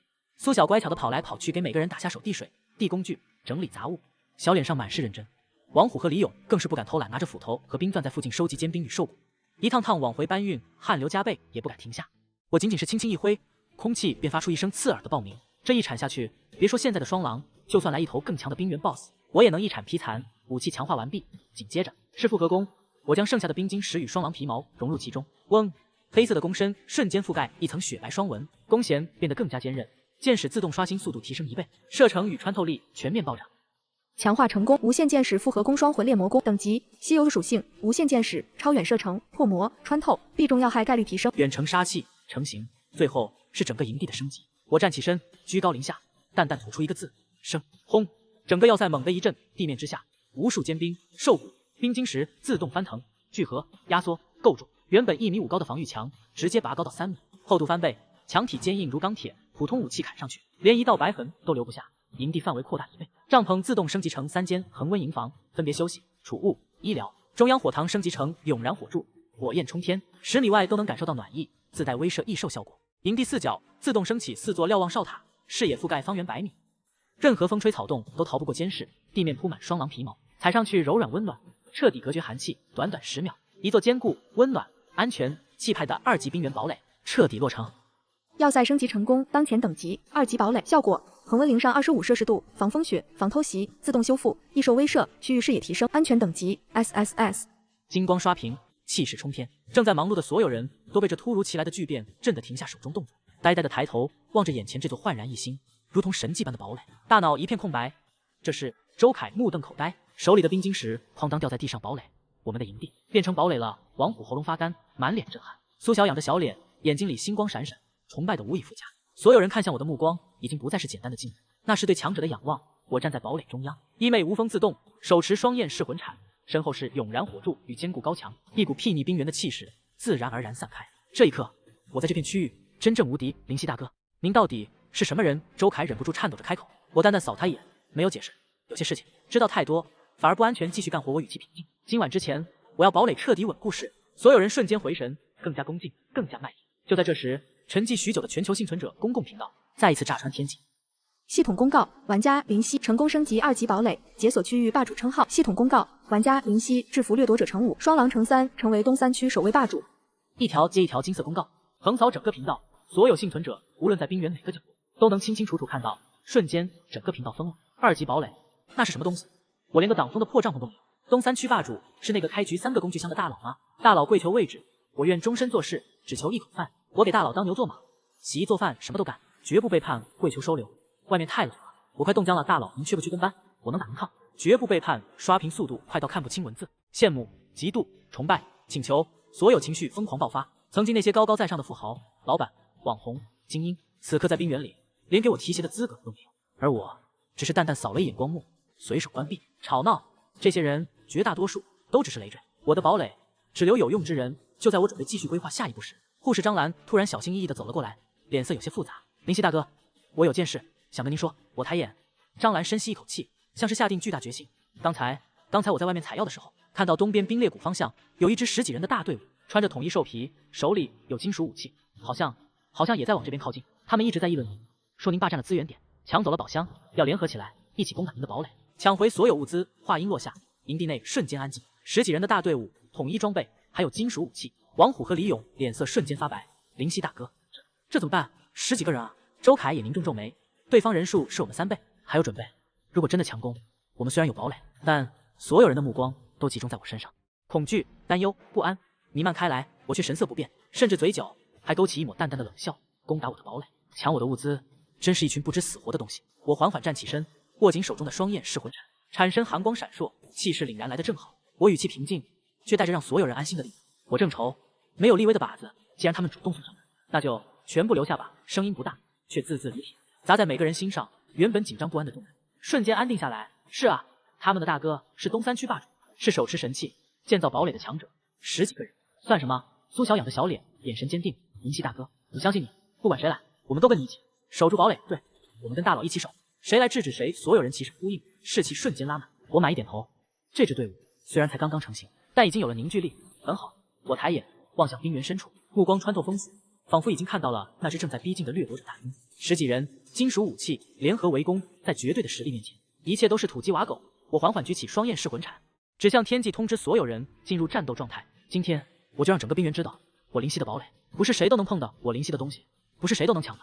敢来犯我者，绝不姑息。声音滚滚，传遍整个堡垒，传遍这片冰原。风雪再次狂乱起来，一场注定震动东三区的对峙即将拉开序幕。而我立于堡垒之巅，手持神器，静待敌人上门。这一战，我将以行动立威；这一战，我将以守成名。东三区所有敌人，准备好迎接你们的噩梦吧！冰原的风骤然变得尖利，铅灰色的云层压得极低，仿佛下一秒就要塌下来，将整片天地彻底埋葬。我站在2级堡垒最高的瞭望塔上，身披双狼防寒大衣，手握双魂猎魔弓，目光如刀，穿透漫天风雪，直直望向冰原尽头。那里，一道黑压压的长线正朝着堡垒缓缓逼近，10几道人影错落排列，脚步整齐，气势凶悍。每个人身上都裹着拼透的兽皮，手中握着寒光闪闪的金属砍刀、铁矛、短斧，那是从危险区域获取的真正的实用武器，不是兵制，不是骨质，是金属武器。在这片连保暖都成奢望的无限冰原，金属武器代表着实力、经验，无数次危机应对。这支队伍远比之前的刀疤脸5人更凶残、更专业、更亡命。为首的是一个身高近1.9米的光头壮汉，满脸横肉，脖子上挂着一串兽骨饰品，眼神凶厉如饿狼，每走一步，地面都微微一颤。玩家黑熊，等级12级，身份东三区掠夺者首领，备注双手沾满精力，已击败多名幸存者与异兽。系统冰冷的提示在我眼前缓缓划过，果然是个从危机里爬出来的狠人。黑熊抬起头，浑浊凶狠的眼睛精准锁定了塔上的我，嘴角咧开一抹残忍至极的笑，隔着数百米，用尽全力嘶吼出声：“上面的小子，你就是灵犀！霸占资源点抢宝箱，今天老子带齐人马拿下你的堡垒，物资全是老子的！”他身后的10几名掠夺者也跟着疯狂叫嚣，挥舞着武器，发出野兽般的咆哮。黑熊老大拿下他抢堡垒、抢物资，这小子一个人怕他个鸟！凶厉之气直冲云霄堡垒内部，所有人都脸色发白，紧紧攥着武器，手心全是冷汗。王虎握着冰矛，手臂微微发抖。灵犀大哥，他们真的来了，好多人！周凯脸色凝重，对方有金属武器人数是我们2倍，还多强攻的话，堡垒虽然坚固，但我们人手不足，护士张兰、厨师陈雪更是吓得脸色惨白，浑身发颤。只有苏小仰着小脸望着塔上那道挺拔的身影，眼神里没有丝毫恐惧，只有绝对的信任。他知道，只要那个人在天塌下来，都砸不到他们头上。我站在塔尖，迎着狂风衣袂猎猎作响，面对10几名亡命徒的叫嚣与威胁，我脸上没有任何表情，连眼神都没有波动。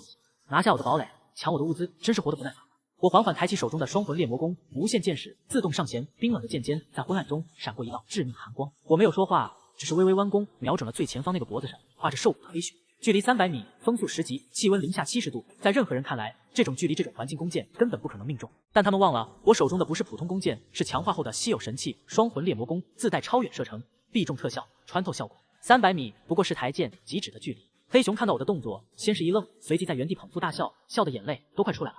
哈哈哈，兄弟们，你们看这小子吓傻了，拿个破弓想吓唬老子300米，你能射中老子一根毛，老子当场叫你爹！他身后的掠夺者也跟着疯狂哄笑，满脸不屑与嘲讽：“傻鸟，这是吓疯了吧？老大别跟他废话，直接冲上去拆了他的破塔！”所有人都认定我在虚张声势，他们永远不会知道自己即将面对的是怎样的实力。我眼神冰冷，没有丝毫情绪，手指轻轻一松，修剑矢破空。这一剑快到突破阴障，快到只剩下一道惨白的流光，快到所有人的笑容还将在脸上。剑尖已经抵达，扑哧沉闷的穿透声清晰的传遍整片冰原。刚刚还在狂笑的黑熊声音戛然而止，他脸上的嚣张与残忍瞬间凝固，取而代之的是极致的惊恐与不可思议。一支箭矢精准射中黑熊身前，强大冲击力让他瞬间倒地，彻底失去指挥能力。300米一箭震慑首领全场死寂，所有哄笑、叫嚣、谩骂瞬间消失得无影无踪。10几名掠夺者如同被掐住脖子的鸭子，僵在原地，眼睛瞪得快要突出眼眶，脸上的表情从嘲讽变成惊骇，再变成极致的恐惧。黑熊低头看着自己的胸口，嘴巴张合，却发不出任何声音。庞大的身躯重重倒在雪地里，抽搐了2下，彻底失去思路。击杀掠夺者首领黑熊获得黑熊兽皮乘1，兽骨项链乘1，稀有金属武器乘1，系统积分乘500，区域威慑效果触发附近所有幸存者，易受敬畏度提升。一剑震慑首领，这一幕彻底击碎了所有掠夺者的。他们引以为傲的老大，在我面前连1秒都没撑住。老大失去行动能力，一剑震慑了强者，他是强者崩溃，彻底的崩溃。10几名掠夺者吓得魂飞魄散，哪里还有半分强攻的勇气，转身就跑疯了一般，朝着冰原深处逃窜。什么抢堡垒，什么抢物资，在绝对的实力面前，全都变成了嗝屁。他们现在只想离我这个强者越远越好，想逃可能吗？我站在塔上，眼神冰冷如玉，既然敢来犯，我就一个都别想走。我手指联动搭建，拉弓，松弦，一气呵成，快如闪电修5道箭矢连环破空，如同5道死亡光线，瞬间追上逃窜的掠夺者，精准落在5人脚边，震慑的他们不敢再逃，当场跪倒求饶。一剑一个力无虚发，剩下的掠夺者吓得浑身发软，根本跑不动，一个个扑通扑通跪倒在雪地里，对着瞭望塔的方向疯狂磕头，强者饶命啊！我们错了，我们再也不敢了，求求你放过我们，我们给你当牛做马，永世为奴。哭声、磕头声、求饶声响彻冰原，刚才还嚣张跋扈、不可一世的掠夺者，此刻全都变成了瑟瑟发抖的丧家之犬。堡垒内部所有人都看呆了，王虎、李勇、周凯、张兰、陈雪，所有人张大嘴巴，大脑一片空白，彻底失去了思考能力。一剑300米，震慑首领连剑5连指，吓得敌人跪地求饶。这还是人类吗？这是强者，这是冰原的主宰。苏小仰着小脸，眼睛里星光璀璨，小脸上写满了骄傲与崇拜。我站在塔上，冷漠地看着雪地里跪地求饶的7名掠夺者，没有丝毫的心软。这群人都有过激进的行为，放过他们就是对其他幸存者的不负责。冰原的规矩从来都是斩草除根以绝后，放我缓缓放下弓。从塔上一跃而下3米高的瞭望塔，对我来说如同平地，双脚落地，积雪四溅。我手持双焰，噬魂铲一步步朝着跪地颤抖的掠夺者走去，每一步都像踩在他们的心脏上。强者，别过来，求求你，我们真的不敢了。掠夺者们吓得浑身抽搐，拼命磕头，额头磕出鲜血，在雪地里冻成冰珠。我走到他们面前，停下脚步，双焰噬魂铲横在身前，牢牢震慑住对方。刚才是谁喊着要拿下我的堡垒？我语气平淡，却带着让灵魂冻结的冰冷。没有人敢回答，所有人都把头埋在雪里，瑟瑟发抖。是谁喊着要抢我的物资？动我的人依旧死寂。我嘴角勾起一抹冰冷的弧度，既然敢做，就要敢当。在我灵犀的地盘上，挑衅者亡，掠夺者亡，犯我者亡。话音落下，我手腕一压，将第一个人彻底制服，随后横扫而出，将剩余7人全部控制住，失去反抗能力。前后不过10秒，前来强攻堡垒的16人掠夺军团全被制服。雪地里横七竖八躺满了失去行动能力的人，场面十分狼狈，空气中弥漫着紧张与冰冷的气息。击杀掠夺者乘16获得，金属武器乘16，兽皮套装乘16，高级干粮乘30，淡水乘20，稀有宝箱钥匙乘1，系统积分乘1600，解锁成就冰原强者效果，所有敌人看到你直接触发敬畏效果。系统提示音欢快的响起。我站在战场中央，手持双焰噬魂铲，将所有闹事者全部制服。风卷起雪沫，吹过战场，死寂笼罩一切。不知过了多久，堡垒方向才爆发出震天动地的欢呼。灵犀大哥，无敌大佬万岁，我们赢了，我们守住了。王虎、李勇等人疯了一般冲出来围在我身边，眼神里充满了狂热与信仰。他们欢呼，他们呐喊，他们激动得热泪盈眶。这一战他们没有出手，却赢得彻彻底底。这一战让他们彻底明白，跟着我他们将在冰原永远活下去。苏小跑到我身边，仰着小脸，眼睛亮晶晶的。灵犀大哥，你太厉害了，你是最厉害的。我微微点头，伸手揉了揉他的头发，语气缓和了几分。没事了。随后我淡淡下令，清理战场所有物资，全部带回堡垒。是，所有人立刻行动起来，兴高采烈地搬运战利品。16把金属武器，16套保暖兽皮，30包高级干粮，20瓶淡水，还有一把稀有宝箱钥匙。这一波直接暴富，金属武器彻底替换掉之前的冰质骨质武器，团队战斗力暴涨10倍，保暖物资让所有人都能告别寒冷，再也不用惧怕饥寒。食物淡水足够7人吃上1个月。而那把稀有宝箱钥匙更是价值连城，意味着一个藏着顶级神装的宝箱在等着我开启，满载而归。当所有人带着堆积如山的物资回到堡垒时，全球幸存者公共频道已经彻底炸穿、炸烂、炸疯。系统公告玩家林夕单人制止16人掠夺军团，拿下区域霸主黑熊。系统公告玩家林夕成为全服首位强者，解锁全服称号冰原帝王。2条金色全服公告如同2道惊雷劈在每一个幸存者的头上，整个频道瞬间沸腾到了极致，消息刷屏速度快到直接卡屏。我没看错吧？16人掠夺军团被一个人制服了，黑熊啊，那个狠人，黑熊被一剑镇守了。冰原帝王全服第一个帝王称号，大佬，我给您磕100个响头，求您收留我，我什么都能干。跪求帝王位置，我愿意世世代代为奴，永不背叛。帝王大人，您缺不缺帮手？我会爬会，教会暖床。东3区的神球，您庇护，外面太冷了，我快死了。无数人疯狂膜拜，疯狂跪舔，疯狂寻找我的位置。曾经那些高高在上的人，此刻连在频道里说话的资格都没有，只能卑微的磕头祈求。在绝对的实力面前，所有的身份、地位、财富全都一文不值。我看着刷屏的频道，面无表情，直接关闭。吵闹我的身份、我的地位、我的帝国，不需要用频道里的吹捧来证明。我低头看着手中那枚冰冷的稀有宝箱钥匙，眸中闪过一丝灼热。是时候去找刀疤脸口中的那个大型稀有宝箱了，里面必定藏着让我再次飞跃的顶级神装。我抬起头望向冰原更深处，那里迷雾重重，危机四伏，却也藏着无尽的机遇与宝藏。我灵犀已经是东3区的帝王，但我的目标从来不是一方区域，而是整个无限冰原。而是成为这末日世界唯一的至高主宰。我缓缓握紧手中的双焰，噬魂铲金色的光芒在产生流转。所有人休整半小时，检查装备，补充体力。我声音平静，却带着不容置疑的威严。半小时后，出发寻找稀有宝箱，开拓新的领地。是冰原帝王，所有人齐声呐喊，声音震天，士气冲天。风雪依旧肆虐，但在这座坚固温暖的堡垒里，希望与力量正在熊熊燃烧。下一站稀有宝箱，下一站更强的敌人，更强的异兽，更强的机遇。我灵犀的帝国将从这座堡垒开始横扫冰原，君临天下，谁不服惩戒，谁挡路制服，这冰原我说了算。堡垒内的气氛热烈的几乎要将冰雪融化，所有人都在飞快整理装备，补充食物，眼神里燃烧着前所未有的狂热与期待。刚刚那一场碾压式的胜利，已经把灵犀大哥无敌这6个字深深刻进了每个人的骨头里。王虎和李勇把缴获的16把金属砍刀、铁矛擦得锃亮，替换掉了之前脆弱的冰制武器。如今每个人手里都握着真正的实用利器，安全感直接拉满。护士张兰把高级急救药剂全部补齐医疗角，比之前完善了数倍，就算有人受重伤，也能立刻急救。工程师周凯则拿着多余的金属与兽骨，再次加固堡垒墙体，还在哨塔上加装了尖锐的冰刺，真正做到低水服务。厨师陈雪端上一锅热气腾腾的鱼汤，鲜香浓郁。在这零下70度的冰原世界里，这一口暖意几乎等同于幸福本身。苏小捧着一碗鱼汤，小心翼翼递到我面前，小脸上满是崇拜。灵犀大哥，你快喝点暖暖身子。我接过鱼汤，小口饮下，暖意顺着喉咙流淌，全身疲惫一扫而空。我低头看向掌心那枚稀有宝箱钥匙，银白色的金属质地，上面刻着冰纹与骷髅图案，散发着淡淡的微光。这是刚刚从黑熊身上获取的顶级道具，也是打开刀疤脸口中那座大型宝箱的唯一凭证。稀有宝箱钥匙用途开启冰裂谷深处传奇级宝箱，备注内含冰原顶级物资，概率出神级装备、基地图纸、天赋碎片。系统的提示简洁，却足够让人疯狂。神级装备、基地图纸、天赋碎片，任何一样都足以让全球幸存者拼死争夺。而现在这一切都将是我的囊中之物。休整完毕，我站起身，放下空碗，语气平静，却带着不容置疑的力量出发。目标冰裂谷传奇宝箱，是所有人整齐应声，士气冲天。我做好部署，苏晓、张兰、陈雪3人留守堡垒，负责警戒、看家、维持运转。周凯、王虎、李勇跟随我出征，负责搬运、开路、辅助。3支金属武器，3套兽皮大衣，充足干粮淡水，再加上我一身神装，这支小队已经拥有横扫东3区的战力。走，我一挥手，率先踏出堡垒。风雪依旧，却再也无法压制我们身上的锐气。按照刀疤脸死前提供的位置，加上系统地图指引我们一路朝着东方深入。越往冰原深处，气温越低，风雪越猛，地面上的冰裂越来越宽，越来越深。黑黝黝的裂缝深不见底，仿佛择人而噬的巨兽之口。沿途随处可见失去行动能力的幸存者，废弃的装备，破碎的骨架，处处透着末日的死寂与恐怖。普通人进入这里撑不过10分钟，但对我们而言不过是坦途。我身穿顶级防寒大衣，脚踩冰爪，手持双焰噬魂铲，走在最前方开路。神铲一挥，坚冰碎裂道路畅通无阻。王虎、李勇、周凯跟在我身后，有我庇护他们，丝毫感受不到致命的酷寒，心中只有安全感。半小时后，我们抵达目的地冰裂谷最深处。这里3面绝壁，一面迎风，中央的空地上，一座通体漆黑、高达2米的巨型宝箱，静静矗立在冰雪之中，周身缠绕着淡淡的金色雾气，散发着令人心悸的威压。传奇级稀有宝箱，等级橙色，神级，是否使用稀有宝箱钥匙开启？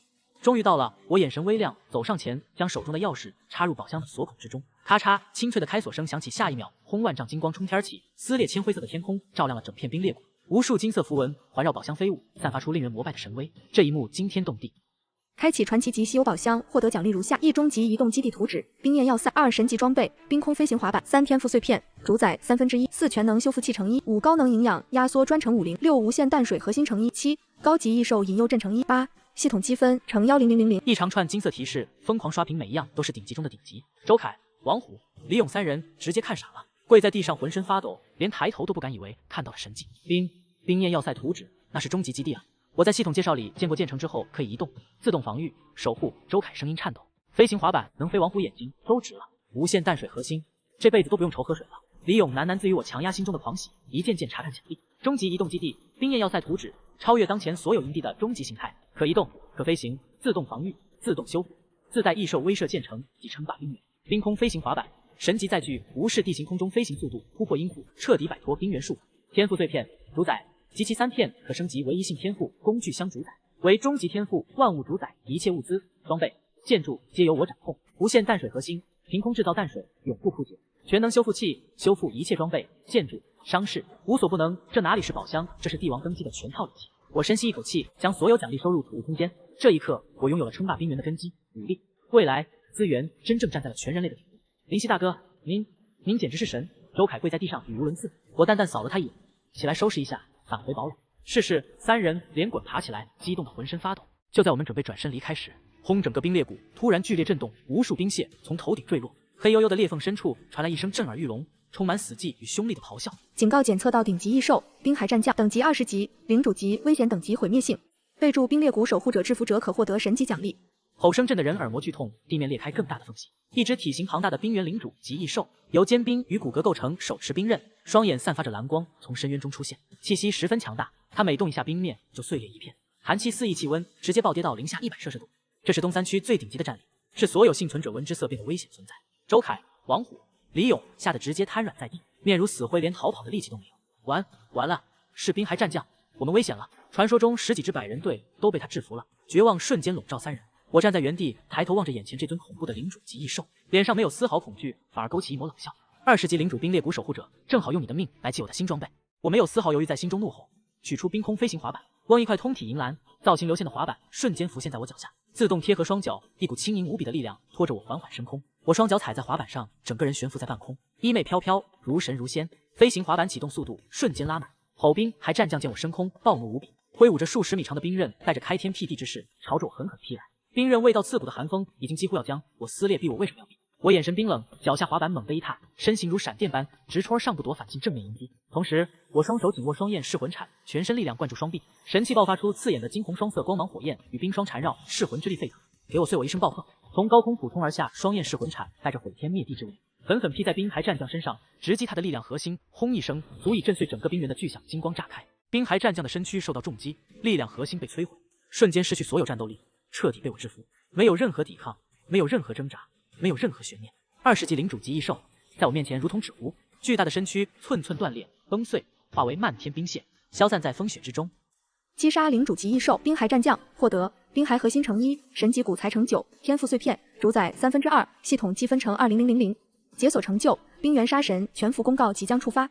制服，彻底的制服，仅仅一铲20级领主，当场失去战斗力，瘫在地上的周凯、王虎、李勇彻底看傻了，眼睛瞪得快要掉出来，大脑一片空白，完全失去了思考能力，一铲子劈死了冰骸战将。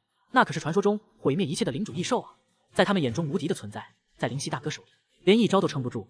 这已经不是强大，这是降维打击，这是强者对弱者的碾压。我落在地上，收起飞行滑板与神器，神色淡然，仿佛只是随手拍死了一只蚊子。脚下只剩下点点冰屑，证明刚才那恐怖的异兽真的存在过。走了，我淡淡开口。三人如梦初醒，连滚爬跑到我身后，看向我的目光已经彻底变成了对神明的敬畏。所有人的信念只有一个，抱住灵犀至尊的大腿。我站在堡垒中央，看着光幕上密密麻麻的跪帖，面无表情，随手关闭，喧嚣与我无关。我低头看着掌心2片微微发光的天赋碎片，眸中闪过一丝灼热，差一片，只差最后一片主宰碎片。我抬头望向冰原最深处、最黑暗、最危险的未知区域，那里藏着最后一片碎片，藏着更强的异兽，藏着最终的真相，也藏着我登顶万物主宰的终极之路。我缓缓握紧双焰噬魂铲，周凯在。至尊大人周凯立刻恭敬跪下，立刻按照图纸准备材料，建造终极移动基地冰焰要塞。是，属下遵命。我转身望向窗外无边无际的冰雪世界，风雪更烈，但我眼中的光芒比太阳更亮。从今天起，我不再是简单求生，我要建立帝国，我要横扫冰原，我要集齐3片天赋碎片，我要成为万物主宰。所有不服者惩戒，所有挡路者制服，所有宝藏与机缘全是我的。无限冰原，我灵犀来了。而这一次，我要一统天下。如今全部用来铸造我的帝国根基。工具箱主宰天赋触发，建筑速度提升1000%，材料消耗减少50%，品质提升至顶级。金色光芒轰然爆发，地面剧烈震动，坚冰自动切割，兽骨自动拼接，金属自动熔炼，冰骸核心自动嵌入核心阵营。周凯只需要站在一旁指挥，整个建造过程如同神迹降临，全自动、高速、完美成型。原本需要10天半个月的终极要塞，在我天赋加持之下，以肉眼可见的速度疯狂扩张。10米、50米、100米，一座通体由冰玉与神骨铸造，周身缠绕双焰符文，顶部悬浮永阳火柱，底部搭载飞行与移动核心的超巨型移动要塞，缓缓从地面崛起，城墙高达10米，厚达5米，坚不可摧。4座100米高塔扫地四方，覆盖全域视野，中央主控殿金碧辉煌，威压10方，底部悬浮喷射装置无声玉米，可飞天，可遁地，可破冰，外围自动生成防御光罩，异兽与敌人无法靠近半步。冰焰要塞终极移动基地，等级神话极致状态，完美落成。能力全域恒温，自动防御，自动修复，飞行移动，空间储物，异兽威慑，能量主炮，生命恢复。安全等级神话级，无敌。当最后一道光芒落下，整座冰焰要塞彻底绽放出横贯天地的神光，风雪被光芒逼退，云层被撕裂，千里之内一片通明。这哪里是求生基地，这是帝王行宫，这是移动神国，这是冰原末日里的无上帝国。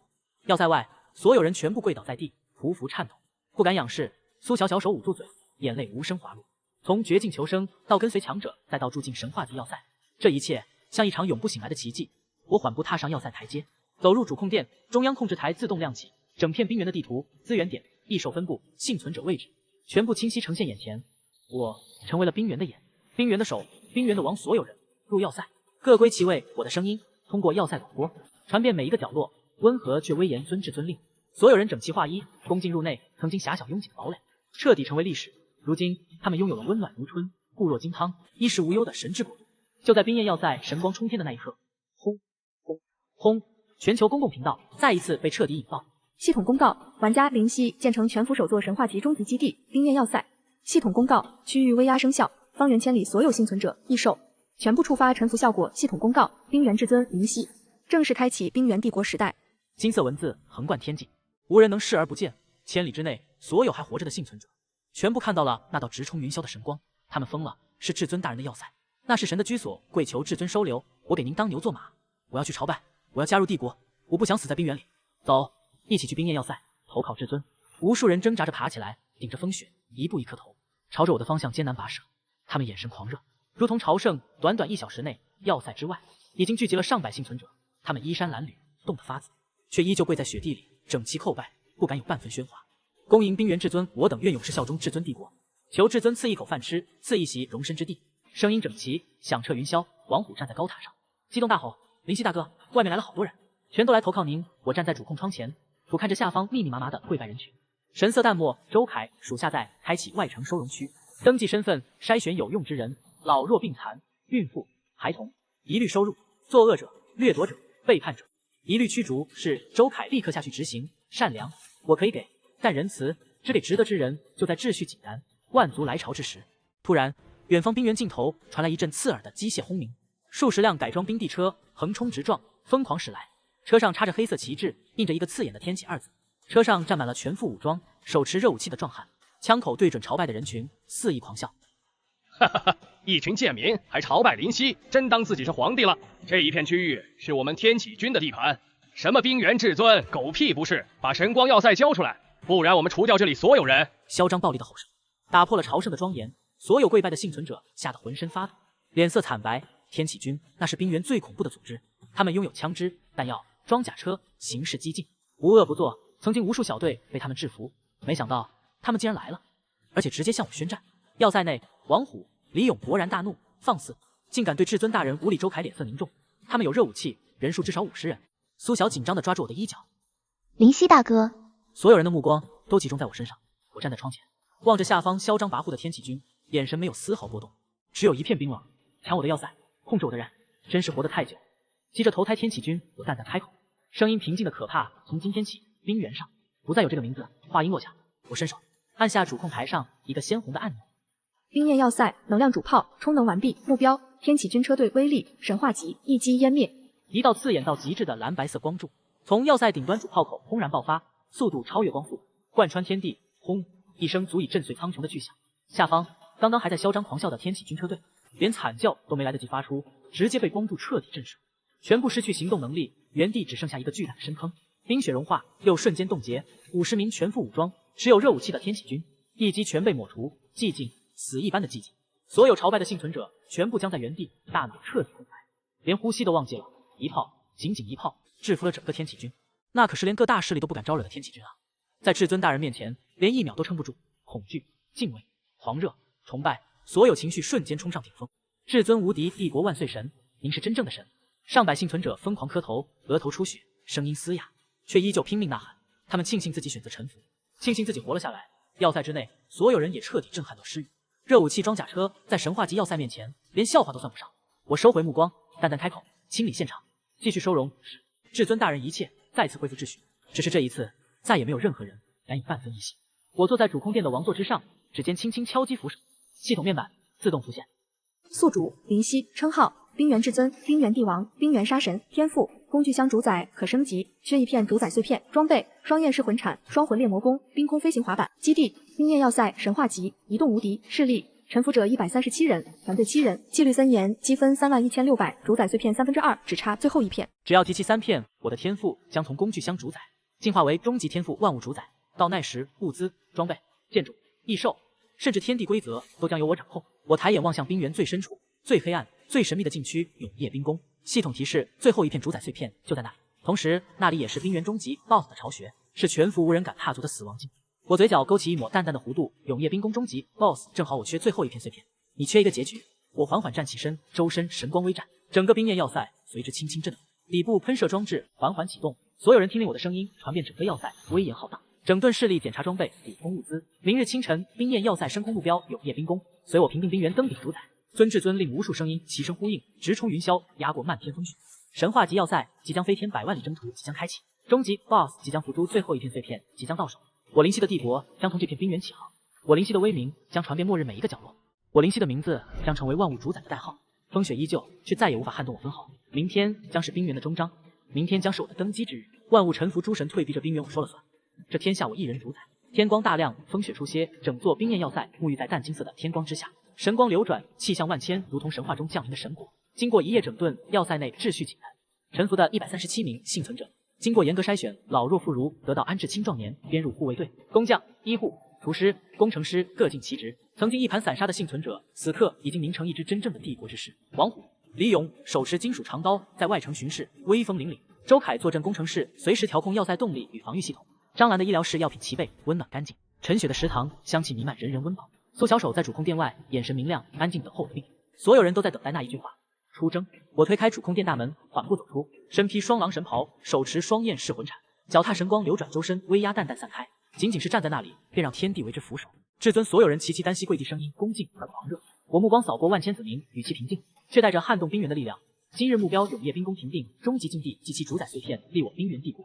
尊至尊令横扫冰原，君临天下，声浪冲天，震碎云层。我抬手轻轻一挥，嗡，整座冰焰要塞剧烈一震，底部喷射出淡蓝色的能量光焰，庞大的身躯缓缓离开地面，冲破风雪，腾空而起。飞天要塞神话奇迹，地面上的积雪被气流吹散，千里冰原尽收眼底，河流、山脉、废墟、营地全都在脚下缩小。要塞全速飞行，速度突破音障，化作一道流光，直奔冰原最深处永夜冰宫。飞行途中再无任何异兽势力敢来阻拦我的威名，我的要塞，我的力量早已传遍全域，万物俯首，万族臣服。曾经的死亡禁区，如今不过是我的登基之路。1小时后，前方天际彻底陷入黑暗，乌云压顶，风雪狂暴，漆黑的宫殿矗立在世界尽头，寒气刺骨，鬼火悠悠，散发着令人窒息的死寂威压。永夜冰宫冰原终极 BOSS 永夜冰皇巢穴等级30级，神话级，内含最后一片主宰碎片。系统提示：冰冷而肃穆。到了终极之地，终局之战，我下令，要塞降落，开启最高防御，所有人待命无令，不得出战。是冰焰要塞稳稳在冰宫之外，能量光照，全开主炮，蓄势待发，形成绝对防线。我独自一人迈步走出要塞，孤身一人，直面神话级终极 BOSS。身后万千子民望着我的背影，热泪盈眶，跪拜在地。至尊无敌，至尊必胜声音穿透风雪，响彻天地。我脚步不停，手持双焰噬魂铲，一步步踏入永夜冰宫大门。宫门之内漆黑一片，地面是万年不化的寒冰，四周矗立着冰雕尸骸，头顶悬挂着森森白骨。中央王座之上，一道高大的冰原终极异兽身影缓缓睁开眼睛，吼一声咆哮，震得整个冰宫微微震动。永夜冰皇等级30级，神话级，冰原最终统治者，技能永夜冰封，冰魂破灭，万象寂灭。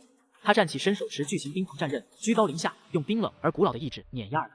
渺小的人类敢闯我的神宫，夺我的碎片，灭亡！话音落下，冰皇辉刃发动强力冰封技能，整片空间被寒气覆盖，行动受到极大限制。换做任何幸存者，哪怕是100人队、1000人队，此刻也已陷入危险。但我不是任何人，我是灵犀冰原至尊工具箱主宰，即将登顶万物主宰人。我眼神冰冷，不闪不避，周身金色天赋光芒轰然爆发。工具箱主宰，无视一切控制，无视一切寒气，冻结破碎，寒气消融。我身形一动，脚下冰空飞行滑板自动浮现，带着我化作一道流光，直冲冰皇面门。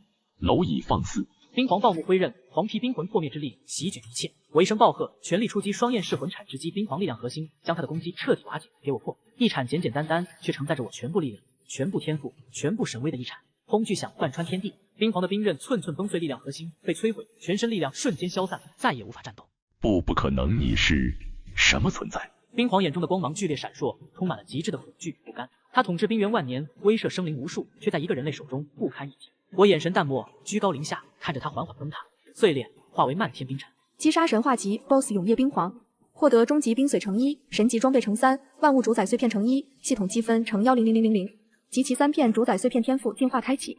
金光冲天，3片晶莹剔透的主宰碎片在我掌心自动聚合、融化，升华化作一道贯穿灵魂的金色洪流，冲入我的意识深处。天赋进化成功，工具箱主宰万物主宰，终极天赋掌控一切物资、装备、建筑、能量、空间、生命。效果：心想事成万物，俯首无敌永恒。刹那间，我感觉自己与整个冰原、整个世界连为一体。风听从我的号令，血尊从我的意志能量随我而动，生命向我朝拜。我一念之间，可生可护可见可安，我成为了真正的万物主宰。永夜冰宫崩塌，消散，黑暗彻底褪去，阳光洒落整片冰原。外界冰焰要塞之上，万千子民仰望天际，看着那道身披神光、凌空而立的身影，全部激动的痛哭流涕，疯狂跪拜，恭贺至尊，登顶万物主宰，吾皇万岁，万岁，万万岁！声音响彻世界尽头，我缓缓降落，回到冰焰要塞。此刻，全服公告再一次炸穿天际，金色文字永恒镌刻在天空之上。系统终极公告：玩家灵犀击杀永夜冰皇。系统终极公告：玩家灵犀及其3片碎片，觉醒终极天赋万物主宰。系统终极公告：末日冰原一统归一，玩家灵犀加冕为冰原至高神，万物主宰，全服幸存者，永久获得安全庇护、温饱保障、生命祝福。整个冰原所有活着的人全部看到了这个公告，他们跪在地上，放声大哭，感谢神恩。从今日起，末日不再是末日；从今日起，冰原不再有杀戮、寒冷、饥饿、绝望。我站在冰焰要塞的最高王座之上，俯瞰万里江山，万千子民，苏晓、王虎、李勇、周凯、张兰、陈雪，所有跟随我一路走来的人，全都跪在下方，眼中满是热泪与信仰。我开口，声音传遍每一寸土地。从今日起，冰原一统，建立至高帝国，无饥寒，无杀戮，无欺凌，无背叛，万物生长，众生安宁，凡我子民皆得永生庇护。话音落下，我催动终极天赋万物主宰，一念之间，万里冰原气温回升，春暖花开，遍地生长粮食果蔬，水源清澈，所有异兽归于平静，不再伤人，所有废墟化为城池，安居乐业，所有伤痛彻底痊愈，生命永恒，末日终结。盛世降临，我站在神光中央，衣袂飘飘，神威盖世，从开局3个工具箱到万物主宰，从绝境求生到君临天下，从孤身一人到帝国万千，这一路血与火铺就王座，这一路战与守住就神威，风轻拂，雪消融，春归来，我微微抬手，整个世界为之安静，目光望向更远的天际，嘴角扬起一抹淡笑。无限冰原，我已主宰，未来诸天，我亦将登临绝顶。我叫灵犀，我是万物主宰，我是冰原至高神，我是这末日世界唯一的传说。